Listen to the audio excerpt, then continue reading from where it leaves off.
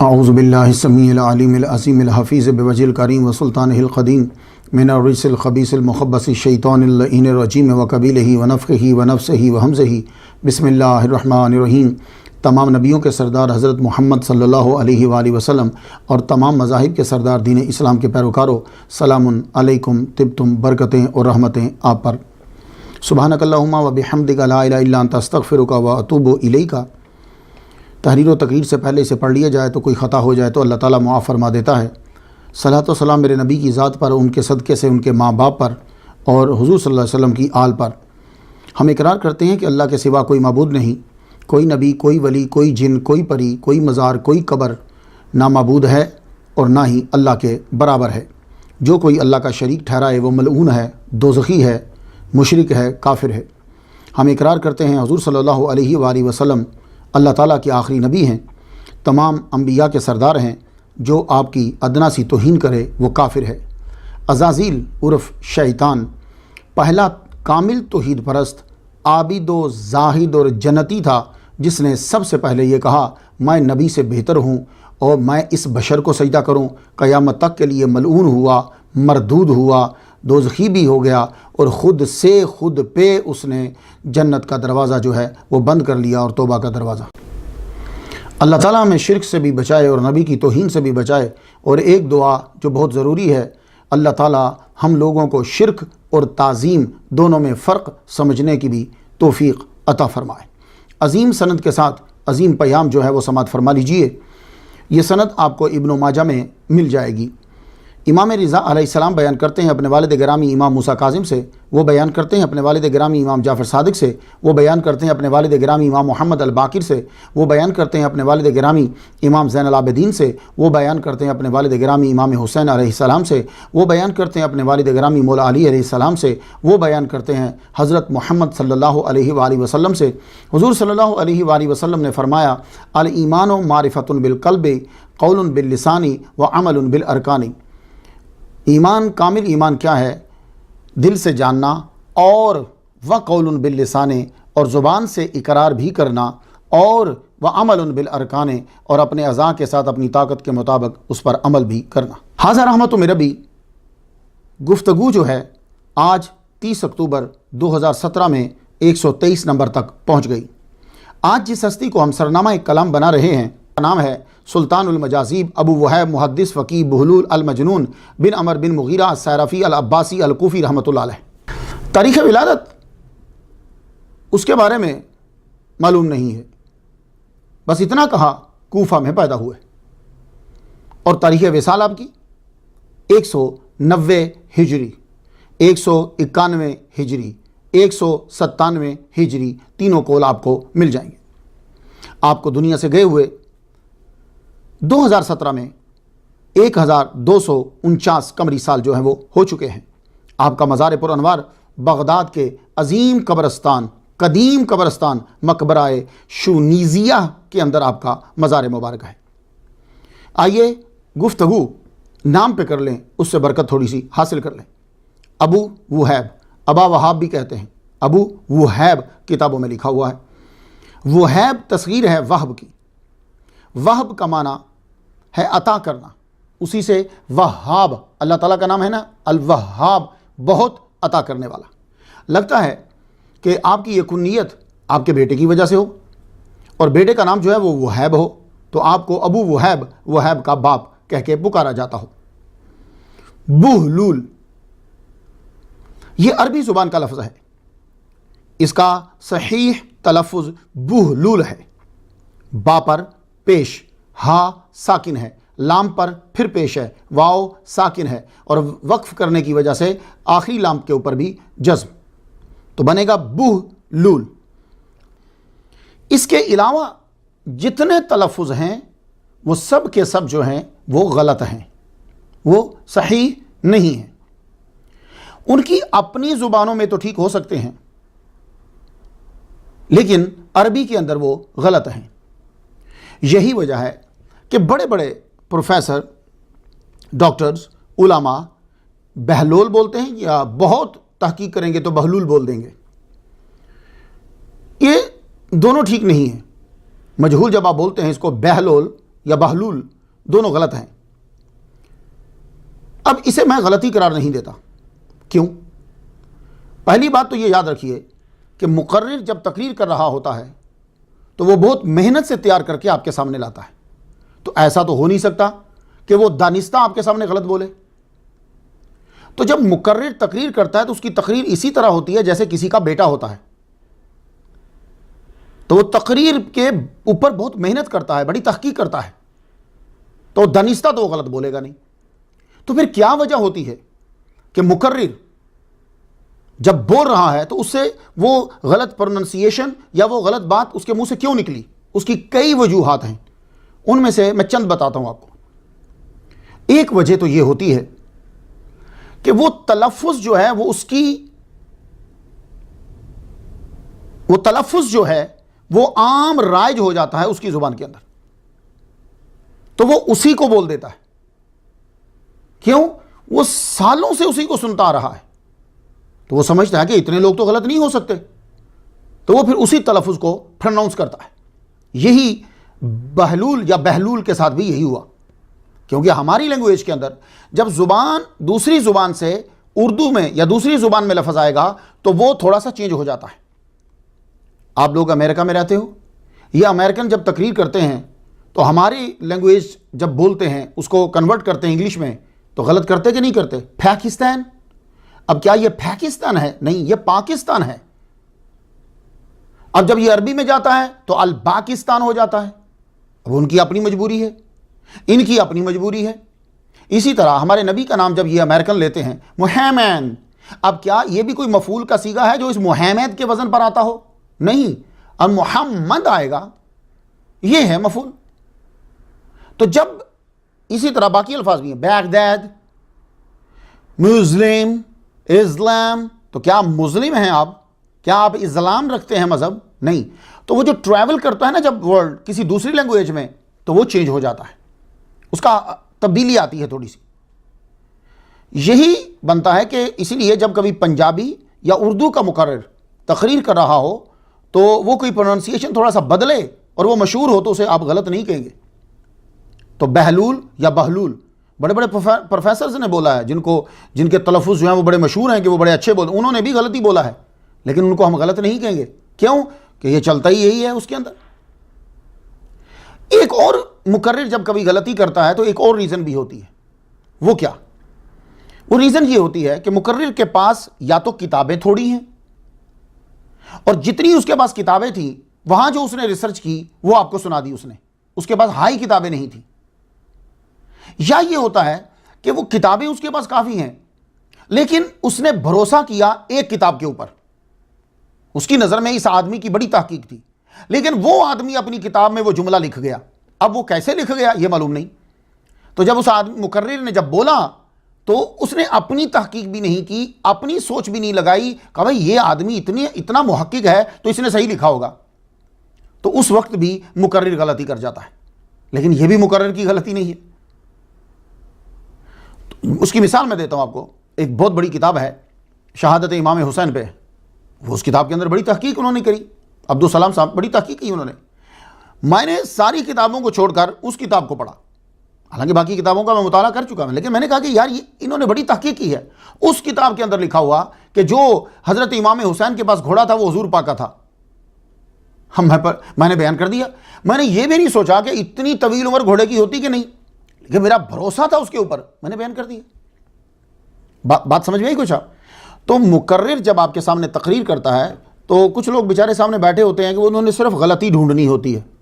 تو یہ یاد رکھیے گا، آپ کے سامنے کوئی پروفیسر، کوئی ڈاکٹر، کوئی مقرر جب وہ تقریر کرتا ہے تو اس کو بہت سنوار کے لاتا ہے، تحقیق اپنے مطابق کر کے لاتا ہے۔ تو یہی صورتحال ہوئی لفظ بہلول کے ساتھ۔ اصل میں پروننسیشن کیا ہے؟ بہلول، بہلول بھی نہیں ہے، بہلول بھی نہیں ہے۔ لیکن آپ اس وقت غلط ہوں گے جب آپ عربی بول رہے ہیں۔ اگر آپ نے عربی میں تقریر کرتے ہوئے بہلول کہہ دیا یا بہلول کہہ دیا تو آپ غلط ہیں، لیکن اگر آپ اردو میں یا پنجابی میں تقریر کر رہے ہیں تو آپ نے بہلول کے علاوہ کچھ اور بولا ہے تو پھر چل جائے گا، کیونکہ آپ کی زبان میں چلتا ہے۔ کیونکہ بہلول جو ہے ایک ساتھ دو پیشیں آ رہی ہیں تو بیچ میں ساکن ہے تو بہت مشکل ہو جاتا ہے پنجابی والوں کے لیے۔ تو یہ یاد رکھیے سب لوگ کیا پروننسیشن ہے ان کا؟ حضرت بہلول رحمۃ اللہ علیہ. تو بہلول کی جمع آتی ہے بہالیل.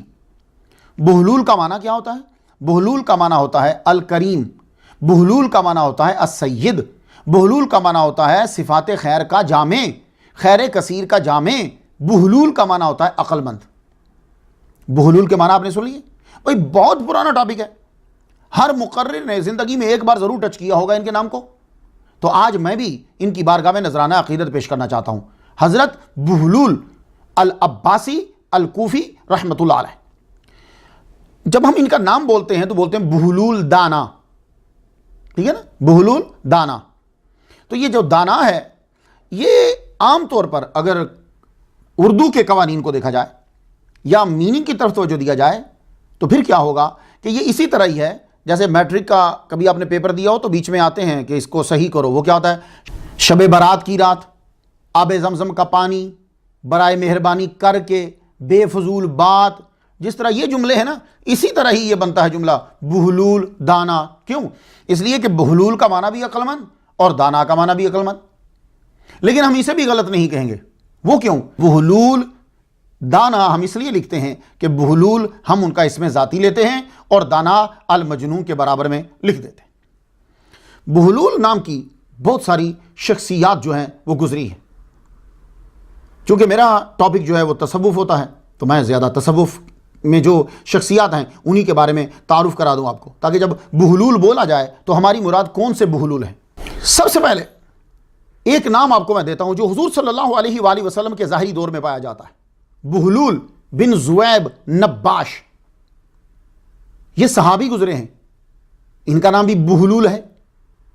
یہ بہت روتے تھے، اللہ تعالیٰ کے خوف سے آہوزاری کرتے تھے، اور صحابہ کرام بھی انہیں دیکھتے تو رشک کرتے. سرکار صلی اللہ علیہ وآلہ وسلم کے یہ بڑے دیوانے. دوسرے جو بڑے عظیم گزرے ہیں جن کا نام البہلول ہے، یہ البہلول بن راشد الافریقی ہیں. آپ کیراوان ٹیونس کے تھے. آپ امام مالک کے اصحاب میں سے، زبردست فقیہ، عابد و زاہد، مجتہدانہ صلاحیتوں کے مالک. تصوف میں، روحانیت میں آپ اوتاد کے مقام پر تھے. اللہ اکبر جل شانہ. جو دعا مانگتے قبول ہو جاتی. گوشہ نشینی آپ کو بڑی پسند تھی. لوگوں نے پوچھا کہ آپ باہر نکلا کہ نہیں، اتنے بڑے آپ فقیہ ہیں، محدث ہیں. تو فرماتے ہیں کہ جب میں تنہائی میں ہوتا ہوں تو عبادت میں یکسوئی جو ہے وہ مجھے حاصل ہوتی ہے. تو وہ عبادت میں یکسوئی حاصل کرنے کے لیے گوشہ نشینی جو ہے وہ اختیار کرتے تھے. ابن حبان رحمۃ اللہ علیہ نے کہا کہ یہ ثقہ ہے، یعنی حدیث جب بیان کرتے ہیں تو صحیح. آپ کا وصال 183 ہجری میں ہوا. حضرت بہلول بغدادی عباسی رحمۃ اللہ علیہ سے 7 سال پہلے ان کا وصال ہو گیا. تیسرے بہلول بن عبید ابو عبید الکندی الکوفی رحمۃ اللہ علیہ. احادیث یہ بیان کرتے تھے، محدث تھے، مگر ابن حبان نے ان کی تعریف نہیں کی. ابو حاتم کہتے ہیں کہ ضعیف الحدیث ہیں یہ. ابن یونس نے ان کو منکر الحدیث کہا ہے. البزار یعنی حافظ ابو بکر احمد بن عمر بن عبد الخالق البزار نے کہا ہے کہ لیس بقوی، یہ مضبوط نہیں ہے.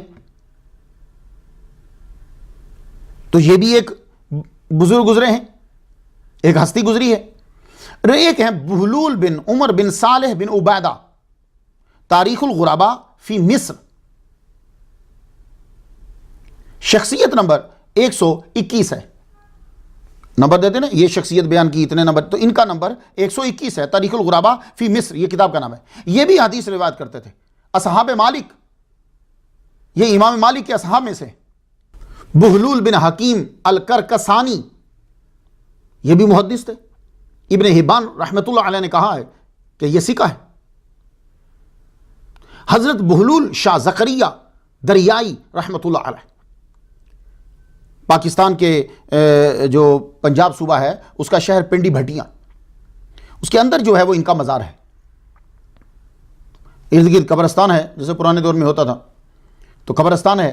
تو آگے جب آپ چلے جائیں گے تو سامنے آپ کو مزار نظر آئے گا. باہر سے تو کوئی اتنا خوبصورت نہیں ہے لیکن اندر سے بہت خوبصورت ہے. خوبصورت فانوس لگے ہوئے ہیں، شیشے کا کام ہوا ہے جو اس کی خوبصورتی کو اور بڑھا دیتا ہے. ایک اور بزرگ ہیں شیخ بہلول قادری رحمۃ اللہ علیہ.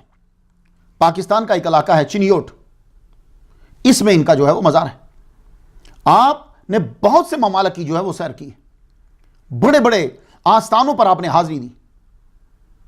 نجف گئے مولا علی کے مزار پہ، وہاں سے فیض جو ہے وہ آپ نے لیا۔ امام حسین رضی اللہ تعالیٰ عنہ کربلا پہ گئے، وہاں سے آپ نے فیض لیا، نے قیام کیا۔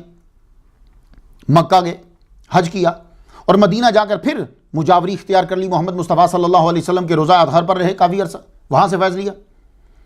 پھر جب واپس آتے ہوئے بغداد میں بھی رکے، الشیخ عبد القادر گیلانی رحمۃ اللہ علیہ ان کے مزار پر بھی رکے، وہاں سے بھی فیض لیا۔ اور مشہد میں بھی گئے، وہاں سے بھی فیض لیا۔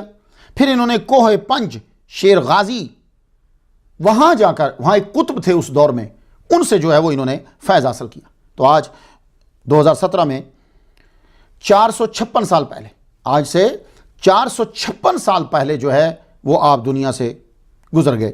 حدیقۃ الاولیاء صفحہ جو ہے وہ 37 ہے، شخصیت نمبر جو ہے وہ 10 ہے۔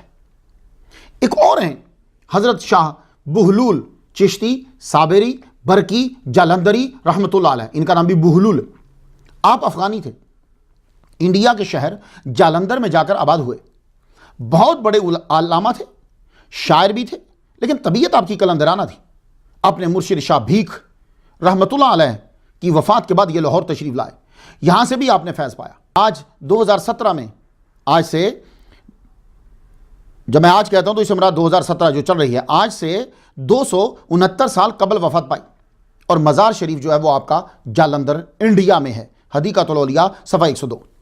ایک اور ہستی گزری ہیں، بہلول ابو تمیم، یہ اہل تشیع کے محدث گزرے ہیں۔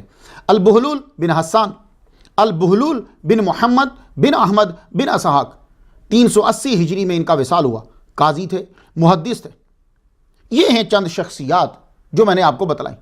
اور ایک بادشاہ بھی بتاتا جاؤں، بہت بڑے بادشاہ گزرے ہیں، لودھی خاندان کے بانی قرار دیے جاتے ہیں، سلطان بہلول خان لودھی۔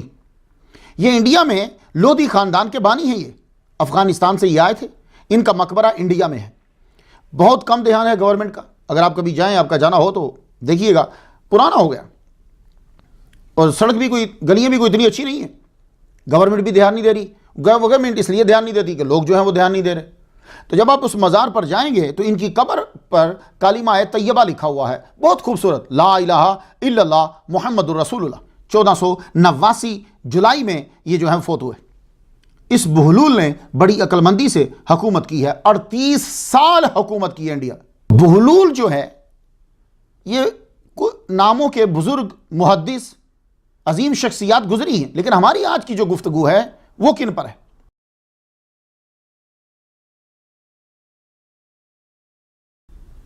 السیرفیون، السیرفی اس کی جمع آتی ہے سیرفیون، یہ اصل میں سیرفیون ہے۔ بہلول رحمۃ اللہ علیہ کے مزار کے اوپر میں نے مولوی صاحب کو دیکھا کہ وہ پڑھ رہے تھے، بورڈ پڑھ رہے تھے، اس کو سرفی کہہ رہے تھے۔ وہ سرفی نہیں ہے، السیرفیون ہے وہ، اور اس کی جمع آتی ہے السیرفیون۔ سیرفی جو ہے یہ سیرف سے بنا ہے، اس کا معنی ہوتا ہے من یبدل نقدن بنقدن۔ کیا مطلب؟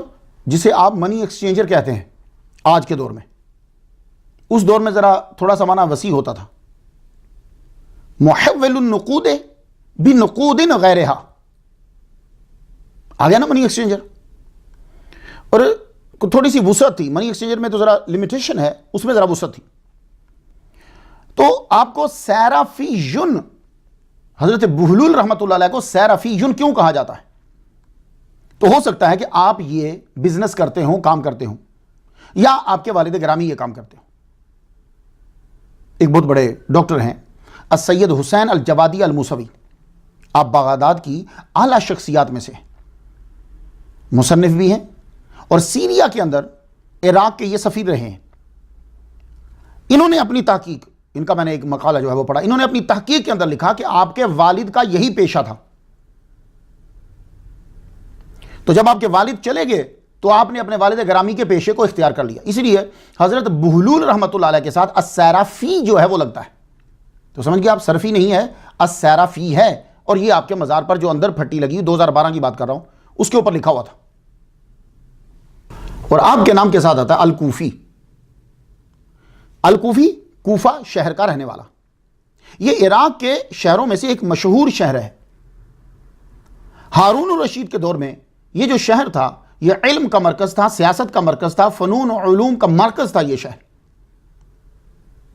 تو کوفہ کا معنی جو ہے وہ بیان کیا جاتا ہے الرملۃ الحمراء المستدیرہ۔ تو ایٹامالوجی جو ہے وہ بیان کری سرخ ریت کا جمع ہونا۔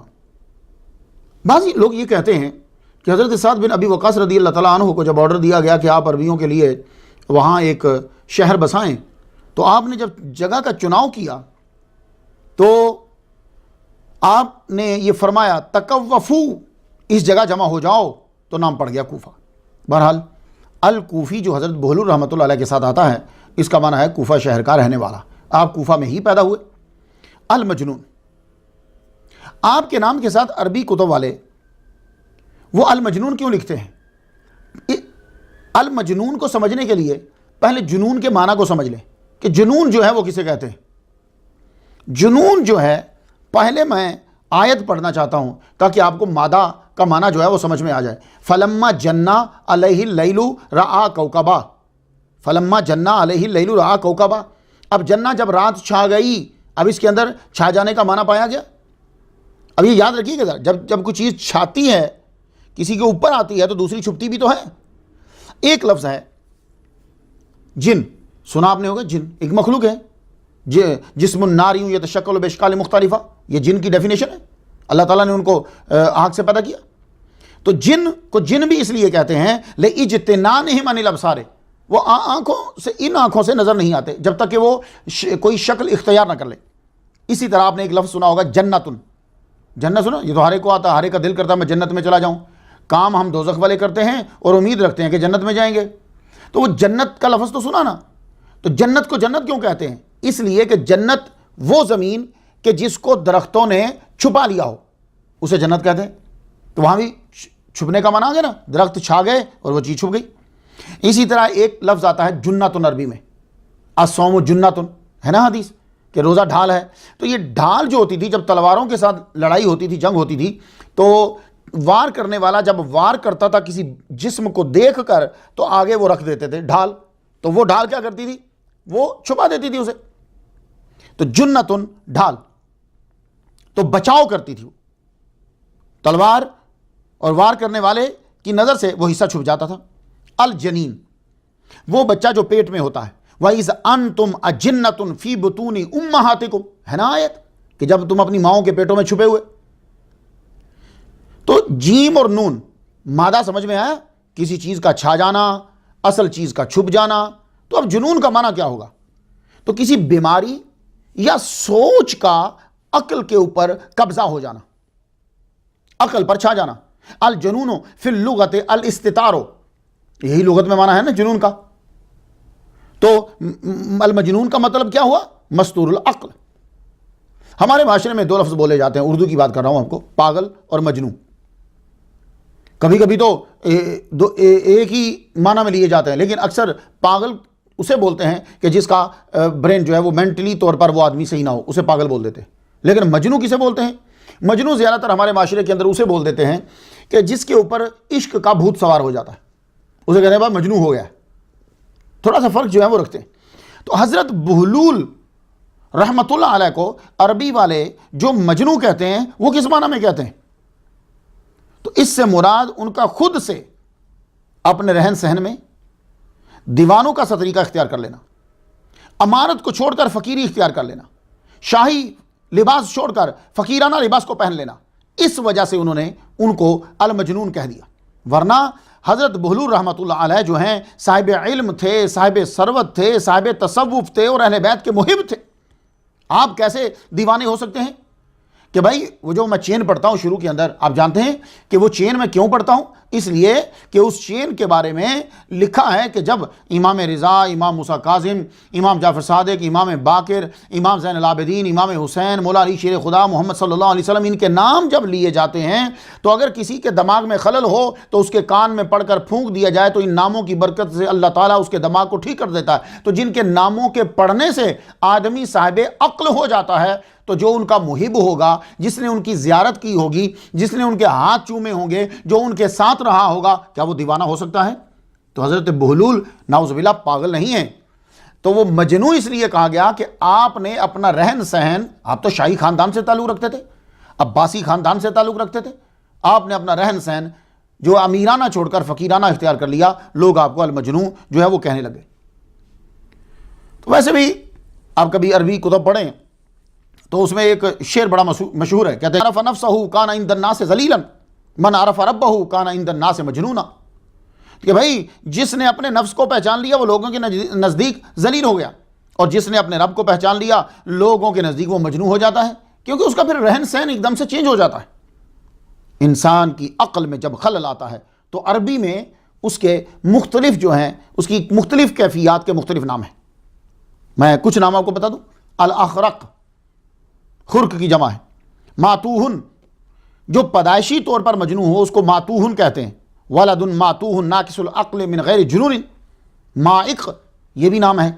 غبی، احمق کو بولتے ہیں۔ السریع البکا القلیل الثبات، مائق وہ بھی احمق۔ ہمارے اردو کے بعد چونکہ ایک ہی معنی ہے اس لیے ہم وہی احمق احمق بولتے ہیں، لیکن اس کی کیفیات ہوتی ہیں۔ الرقی، جس کی باتوں کا لوگ مذاق اڑائیں۔ احمق قلیل الحیاء، یہ اس کے لیے رقی کا لفظ بولا جاتا ہے۔ المسوس، یتخبطہ الشیطان من المس، کہ جس کے اوپر کسی شیطان کا غلبہ ہو جاتا ہے اس کو المسوس کہتے ہیں، وہ بھی پاگل ہو جاتا ہے۔ البوہۃ، لسان العرب کے اندر ہے الرجل الاحمق، اس کو البوہۃ کہتے ہیں۔ اب یہاں احمق بے وقوفی، پاگل۔ العرۃ، اولق، الجنون کے لیے یہ بھی استعمال ہوتا ہے۔ المخصوص، جس کے اوپر شہوت کا غلبہ ہو جاتا ہے، جو برائی کی طرف ہی رہتا ہے، وہ بھی آپ اس نے عقل کی چیزیں، نیکی کی چیزیں، حیا کی چیزیں یہ چھوڑ دی، ان سب کے اوپر وہ چیز غالب آ گئی۔ الحجاجۃ، اسماعی نے کہا کہ رجل حجاجۃ، بہت احمق جو ہو اسے کہتے ہیں۔ مالوس، رجل مالوس، یعنی مجنون ضعیف العقل، اسے مالوس کہتے ہیں۔ احوج، رجل احوج، انتہائی احمق جو ہوتا ہے۔ الحائم، کان حائما فی حبھا، وہ حائم ہو گیا، پاگل ہو گیا، یعنی مجنونا بہا، وہ مجنون ہو گیا، تو حائم کا لفظ بھی آتا ہے۔ تو ویسے جنون کا معنی جو کیا جاتا ہے زوال العقل او فساد فیہ، جس کی عقل زائل ہو جائے یا عقل میں فساد ہو جائے اس کو بھی جنون جو ہے وہ کہا جاتا ہے۔ ایک حدیث میں آپ کو سنانا چاہتا ہوں۔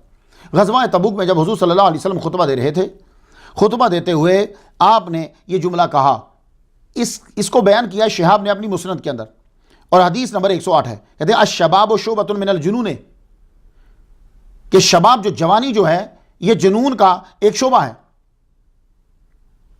اس کے اوپر گفتگو کی ہے، اب محدثین کا کام ہے بھائی، انہوں نے تو جانچنا ہے، تو ان کو متن پر تو اعتراض نہیں ہے ان کو، لیکن راویوں پہ اعتراض ہے۔ 2 راوی اس کے اندر ایسے ہیں جو مجہول ہیں، اس لیے انہوں نے اس حدیث کو ضعیف اور بعض نے منکر کہہ دیا۔ وہ مجہول الحال ہیں، حال ہیں، جیسے اسماعیل بن حسن ہیں، محمد بن عبداللہ ہیں، کہتے ہیں کہ بھائی مجہول الحال ہیں، پتہ نہیں کون ہیں یہ، کیونکہ ان ناموں کے کئی سارے ہیں۔ لیکن ایک بات ہے کہ اگر متن کو صرف دیکھا جائے تو متن بالکل پرفیکٹ ہے، اس لیے کہ جتنی بھی زبانیں ہیں ان زبانوں کے جو ادب ہیں، لٹریچر ہے، اس میں آپ کو یہ بات لازمی مل جائے گی کسی نہ کسی پیرائے کے اندر کہ جوانی دیوانی ہوتی ہے۔ بات صحیح نا؟ تو اب جوانی جو دیوانی ہے اس کو عقل مند کرنے کے لیے 3 چیزیں بڑی ضروری ہو جاتی ہیں۔ اس بندے کو خوف خدا ہو، روزہ رکھے، اس بندے کو ماں باپ کا ڈر ہو تاکہ گھر میں صحیح رہے، اور اس کو معاشرے کے اندر معاشرے کا بھی ڈر ہو۔ یہ تینوں چیزیں جب ملتی ہیں تو بندہ گناہوں سے بہت بچ جاتا ہے۔ جائیے آپ گاؤں کے اندر، جائیے آپ اپنی پرانے لوگوں کے اندر، کیا ہوتا تھا؟ آپ خود اپنی مجھے مثال دینا، جتنے اس وقت 40 سال کے ہو، 50 سال کے ہو، مجھے بتانا تمہارے ذہن میں جب کبھی جرم آتا تھا، سگریٹ پینے کا ہی صرف خیال آتا تھا تو کیا تھا؟ کتنے چھپتے تھے تم؟ کیوں؟ معاشرے کا ڈر ہوتا تھا کہ باہر سے کوئی نہ دیکھ لے، ابا کا ڈر ہوتا تھا آپ کو، اور خود آپ کے اندر ڈر، یار یہ ہے تو بری چیز نہ، پر کیا کریں۔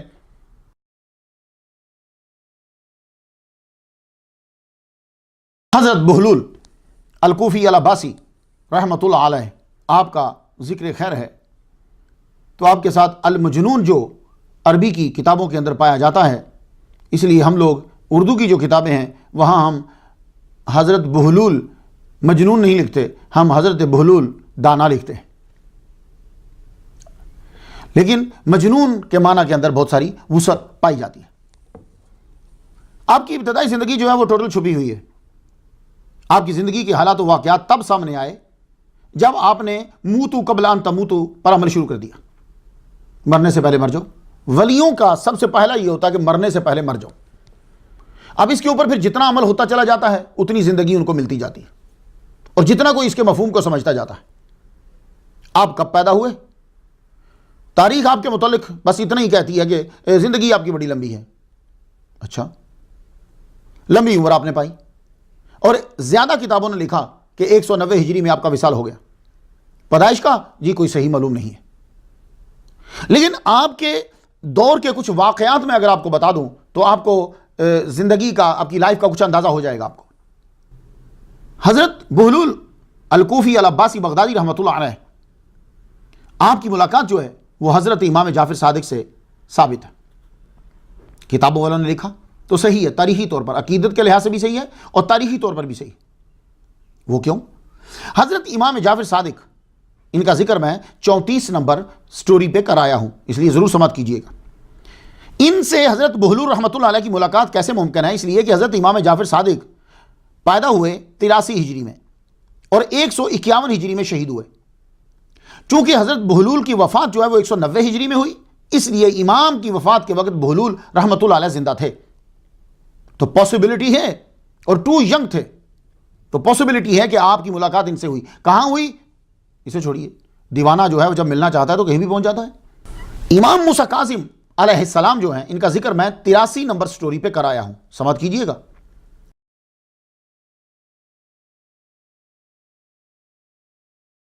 آپ پیدا ہوئے 128 ہجری میں، وصال ہوا 183 ہجری میں، آپ کو زہر دیا گیا یا جیسے بھی اللہ بہتر جانتا ہے۔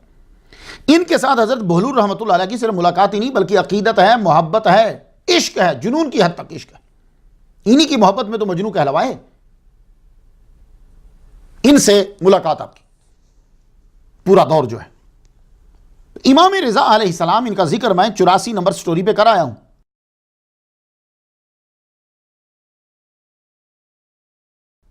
ان سے بھی ملاقات ہے۔ ان کا وصال 203 ہجری میں ہوا اور ولادت آپ کی 148 ہجری میں ہے، تو حضرت بہلول رحمۃ اللہ علیہ نے ان کا 42 سالہ دور دیکھا ہے، کیونکہ حضرت بہلول رحمۃ اللہ علیہ کا وصال 190 ہجری میں ہوا۔ کچھ لوگوں نے آپ کی ملاقات امام تقی علیہ السلام سے ثابت کی ہے، یہ تاریخی طور پر غلط ہے۔ عقیدت کے طور پہ تو ہو سکتا ہے لیکن تاریخی طور پر غلط ہے، کیونکہ امام تقی علیہ السلام کی ولادت 197 ہجری میں ہے، یعنی حضرت بہلول العباسی الکوفی رحمۃ اللہ علیہ کی وفات کے 7 سال بعد پیدا ہوئے ہیں۔ تو جب پیدا ہی بعد میں ہو رہے ہیں تو ملاقات کیسے ہوگی؟ تو معلوم یہ ہوا کہ حضرت امام جعفر صادق، ان سے ملاقات صحیح، حضرت امام موسیٰ کاظم، ان سے ملاقات صحیح، امام علی رضا، ان سے ملاقات صحیح، اور حضرت امام اعظم نعمان بن ثابت رحمۃ اللہ علیہ سے بھی ملاقات ثابت ہے۔ بلکہ کچھ لوگوں نے تو یہ تذکرہ کیا ہے، خاص ضعیف ہے، یہ تذکرہ کیا ہے کہ امام اعظم نعمان بن ثابت رحمۃ اللہ علیہ کے جو اساتذہ ہیں ان کے ناموں میں سے ایک نام حضرت بہلول رحمۃ اللہ علیہ کا بھی آتا ہے۔ اب حضرت بہلول رحمۃ اللہ علیہ سے حضرت امام اعظم کی نسبت کیا ہو سکتی ہے؟ وہ تو خود امام ہے۔ اصل میں حضرت امام اعظم نعمان بن ثابت رحمۃ اللہ علیہ سادات کی انتہائی عزت کرتے تھے، اہل بیت کے بڑے محب تھے، اور اسی جرم کی پاداش میں جو ہے وہ آپ کو کئی بار سزا بھی دی گئی ہے، اور آپ نے سزا کو قبول کیا، لیکن سادات کی طرفداری کو نہیں چھوڑا آپ نے۔ تو اسی سادات کی نسبت کی وجہ سے، اہل بیت کی نسبت کی وجہ سے آپ حضرت بہلول رحمۃ اللہ علیہ کے بھی شاگرد ہو سکتے ہیں، یعنی کوئی بات سیکھی ہوگی۔ امام اعظم نعمان بن ثابت رحمۃ اللہ علیہ 70 ہجری میں پیدا ہوئے ہیں اور 139 ہجری میں وصال ہوا ہے، تو حضرت بہلول رحمۃ اللہ علیہ امام اعظم نعمان بن ثابت رحمۃ اللہ علیہ کے بعد 51 سال تک زندہ رہے ہیں، 51 ایئرز۔ تو پاسبلٹی ہے، لیکن ایک بات میں عرض کرتا جاؤں، جو بڑے بڑے اولیاء کرام ہوتے ہیں یا علماء ہوتے ہیں، ان کی جب کبھی ملاقات ثابت کرو، ان کی جب کبھی باتیں ثابت کرو، تو پلیز خدا کے لیے بدتمیزی کو سائڈ پہ رکھا کرو۔ ان عظیم لوگوں سے ایسے لہجے اور ایسے گفتگو کی توقع ہم نہیں کرتے۔ وہ لوگ تو ایک دوسرے کی بڑی تعظیم کرتے تھے۔ تو حضرت نعمان بن ثابت رحمۃ اللہ علیہ سے حضرت بہلول رحمۃ اللہ علیہ کی ملاقات ثابت۔ احوال اولیاء بیان کرتے ہوئے تاریخ کے حوالے سے پرکھ بڑی کم ہوتی ہے۔ اکثر آپ دیکھ لیں تذکرہ اولیاء اس ٹائپ کی جتنی کتب ہیں اس کے اندر تاریخی طور پر جب انہیں دیکھا جاتا ہے تو وہ پرکھ جو ہے وہ کہیں نہ کہیں تسامح ہو جاتا ہے۔ اس لیے میں عرض کروں گا، میں تو جتنا کام کر رہا ہوں میں تو شوق دلا رہا ہوں آپ کو اور اپنی عقیدت کا اظہار کر رہا ہوں، مجھ سے بھی کئی غلطیاں اغلاط ہو جائیں گی، لیکن میرے بعد میں آنے والے انہیں چاہیے کہ تصوف کی کتب کے اوپر جو ہے وہ بھی اسی طریقے سے جو ہے نا وہ گفتگو کریں اور انہیں اسی طریقے سے لکھیں جس طریقے سے گفتگو تاریخ پہ ہوتی ہے، احادیث پر جو ہے وہ کی جاتی ہے، یعنی کہ حوالے بڑے مضبوط ہونے چاہیے، حوالے مضبوط ہونے چاہیے، اور کرامات کا سن جو ہے وہ دیکھنا چاہیے، ملاقات کے تاریخ جو ہے وہ دیکھنی چاہیے۔ ایسا نہ ہو کہ جیسے حضرت حسن بصری کی رابعہ بصری سے ملاقات کروا دی جبکہ وہ بہت چھوٹی تھیں اس وقت، تو بٹھا دیا ان کے مجمع کے اندر۔ یہ کافی ساری چیزیں جو ہیں وہ میرے بعد میں آنے والے جو ہیں علماء، ینگ اسکالر جو ہیں وہ کریں گے۔ ہمیں تصوف کو بھی سیو کرنا ہے، صحیح طریقے سے لوگوں کے آگے بیان کرنا ہے، عقیدت کو برقرار رکھنا ہے، لیکن عقیدت کو عقل کے ساتھ ساتھ اور تاریخ کے ساتھ ساتھ چلانا ہے۔ حضرت بہلول رحمۃ اللہ علیہ کی ملاقات، اب ایک چینل ہے یوٹیوب کے اوپر 10 اگست 2017 میں انہوں نے ایک واقعہ ریکارڈ کروایا ہے۔ اس میں مکالمہ کیا ہے؟ حضرت بہلول رحمۃ اللہ علیہ کی حضرت جنید بغدادی رحمۃ اللہ علیہ سے ملاقات۔ بات تو بڑی اچھی ہے لیکن تاریخی طور پر غلط ہے، اور گفتگو بھی انتہائی بے ادبی سے کی گئی ہے۔ وہ دو اولیاء کی گفتگو ہے، دو سیاستدانوں کی گفتگو نہیں ہے۔ اولیاء تو بچے کا بھی بڑا ادب کرتے ہیں، یہ بات یاد رکھیے گا۔ تو حضرت بہلول رحمۃ اللہ علیہ کی حضرت جنید بغدادی رحمۃ اللہ علیہ سے ملاقات ممکن ہی نہیں۔ وہ کیوں؟ کیونکہ حضرت جنید بغدادی رحمۃ اللہ علیہ 220 ہجری میں پیدا ہوئے ہیں اور حضرت بہلول رحمۃ اللہ علیہ کی وفات 190 ہجری میں ہوئی ہے۔ تو حضرت جنید بغدادی رحمۃ اللہ علیہ آپ سے پیدا ہی 30 سال بعد ہوئے ہیں، 30 سال بعد ہوئے ہیں۔ اب ایک کتاب ہے جو کافی بڑی محنت سے لکھی گئی ہے، حضرت بہلول کا ایک آدھ واقعی کتاب والے لکھتے ہیں، پوری کتاب کم لکھی گئی، لیکن سیدہ عابدہ برجس نے، برجس کہتے ہیں یہ ستارے کے لیے بولا جاتا ہے، مشتری کے لیے یا مریخ کے لیے، برجس، لیکن وہ بھی یہ غلطی کر گئیں، چونکہ وہ رائٹر ہے میں اس لیے نام لے رہا ہوں، کوئی مقرر ہوتا تو میں نام نہ لیتا، انہوں نے کتاب، تو وہ بھی مسٹیک یہی کر گئیں کہ حضرت جنید بغدادی رحمۃ اللہ علیہ کی ملاقات حضرت بہلول سے کروا دی۔ نہیں ہے، وہ 30 سال بعد پیدا ہوئے ہیں ان کی وفات کے۔ اسی طرح ایک صاحب نے حضرت بہلول رحمۃ اللہ علیہ کی ملاقات حضرت شبلی سے کروا دی ہے، اور یہ بھی تاریخی طور پر غلط ہے۔ حضرت شبلی رحمۃ اللہ علیہ پیدا ہوئے 247 ہجری میں، اس وقت حضرت بہلول دانا رحمۃ اللہ علیہ کو دنیا سے گئے ہوئے 57 سال ہو چکے تھے۔ تو میں نے آپ کو بتلا دیا کہ حضرت بہلول رحمۃ اللہ علیہ کا دور کون سا دور ہے؟ جب امام جعفر صادق کا آخری دور، حضرت امام موسیٰ کاظم کا پورا دور، حضرت امام رضا ان کا دور، اور امام اعظم نعمان بن ثابت رحمۃ اللہ علیہ ان کا بھی آخری دور۔ یہ ادوار ہیں جہاں حضرت بہلول رحمۃ اللہ علیہ اور ہارون الرشید جو ہیں، خلیفہ ہارون الرشید، ان کا دور، یہ ہے آپ کا دور۔ اب آپ کئی پہلوؤں سے تحقیق جو ہے وہ کر سکتے ہیں۔ حضرت بہلول رحمۃ اللہ علیہ کا خاندان، آپ کا خاندان کون سا ہے؟ تو ایک جگہ میں نے آپ کا شجرہ نسب دیکھا، آپ کا شجرہ نسب جو ہے وہ یوں لکھا ہوا تھا، بہلول بن عمر، جب عین میم را کے آگے واو ہو تو اس کو عمر پڑھتے ہیں، اور جب واو آگے نہ ہو تو پھر عمر پڑھتے ہیں۔ تو بہلول بن عمر بن مغیرہ بن عباس بن محمد بن علی بن عبداللہ بن العباس بن عبد المطلب بن ہاشم، یعنی گویا کہ حضرت بہلول البغدادی العباسی الکوفی رحمۃ اللہ علیہ کا شجرہ نسب جو ہے وہ جا کر حضور صلی اللہ علیہ وآلہ وسلم کے چچا کے ساتھ ملتا ہے جو عباس ہیں۔ تو اس شجرے سے آپ کا تعلق عباسی خاندان سے ثابت ہو گیا۔ اب ہارون الرشید کے ساتھ آپ کی رشتہ داری کیا تھی؟ ہارون الرشید کے چچا کے بیٹے تھے، جیسے المستوفن نے کہا ہے، ان اباہ عمرن کان عما لرشید، ان کے ابا کا نام جو ہے وہ عمر ہے، ابھی انہوں نے عمر کہا ہے۔ تو اس میں بھی میں آپ کو بتا دوں، اب پتہ نہیں لکھنے میں غلطی ہو جاتی ہے، جب کبھی آدمی کا فل دھیان نہ ہو کسی چیز کی طرف تو پھر وہ اکثر مسٹیک کر جاتا ہے۔ عمر ہے، امر ہے، عمیر ہے، یہ تینوں لکھے ہوئے ہیں۔ تو انہوں نے یہ کہا، المستوفن نے کہا ان آباہ عمرا کان عم الرشید، کہ ان کے والد گرامی جو ہیں وہ ہارون الرشید خلیفہ کے چچا تھے۔ ایک روایت یہ ہے کہ آپ فرسٹ کزن تھے، ہارون الرشید کی والدہ کی بہن کے بیٹے تھے، اور یہ بھی روایت ہے کہ آپ یعنی گویا کہ حضرت بہلول رحمۃ اللہ علیہ کی والدہ سے نکاح کر لیا ہارون الرشید کے ابا نے۔ اب یہ بھی ایک روایت ہے۔ بہرحال یہ تو واضح ہو گیا، جتنے بھی دلائل آپ اکٹھے کر لیں یہ تو واضح ہو گیا کہ حضرت بہلول رحمۃ اللہ علیہ کوئی عام آدمی نہیں، شاہی خاندان سے آپ کا تعلق ہے، ہارون الرشید کے ساتھ آپ کی رشتہ داری ہے، تبھی تو آپ بے جھجک بے دھڑک دربار میں داخل ہو جاتے تھے، اور خلیفہ ہارون الرشید کے منہ کے اوپر آپ اس کی جو خامیاں تھی وہ بیان کر دیا کرتے تھے، کیونکہ بادشاہوں کا دھیان جو ہے وہ کبھی اس طرف جاتا ہے کبھی اس طرف، اور جس طرف جاتا ہے اس کو سنوارتے چلے جاتے ہیں، اور جس طرف نہیں جاتا انسان ہے وہ چیزیں کم ہوتی چلی جاتی ہیں۔ آپ دیکھیے مسلمان بادشاہوں کو جنگ کی طرف دھیان دیا، باقی چیزیں جو ہے تھوڑی سی مس ہو گئیں، عدل کی طرف دھیان دیا تو باقی چیزیں ذرا مس ہو گئیں۔ انسان ہے نا، وہ جس طرف دھیان دے گا اسی کو سنوارے گا۔ حضرت بہلول رحمۃ اللہ علیہ کی تعلیم پر آپ کے والد گرامی نے بہت محنت کی۔ کیوں؟ اس لیے کہ آپ کے جو نوادرات ہیں، آپ کی طرف سے جو حکایات آ رہی ہیں، جو باتیں آ رہی ہیں، ان کو پڑھنے کے بعد یہ پتہ چل جاتا ہے کہ آدمی صاحب علم ہے، اس کے پاس حدیث کا علم ہے، اس کے پاس قرآن کا علم ہے، اس کے پاس فقہ کا علم ہے، یہ سب چیزیں جانتا ہے۔ خلیفہ ہارون الرشید کا آپ کو قضاء کا عہدہ دینا اس بات پر دال ہے کہ آپ کو شریعت کا سارا علم آتا تھا۔ کیا جاہل کو قاضی تو نہیں بنائیں گے؟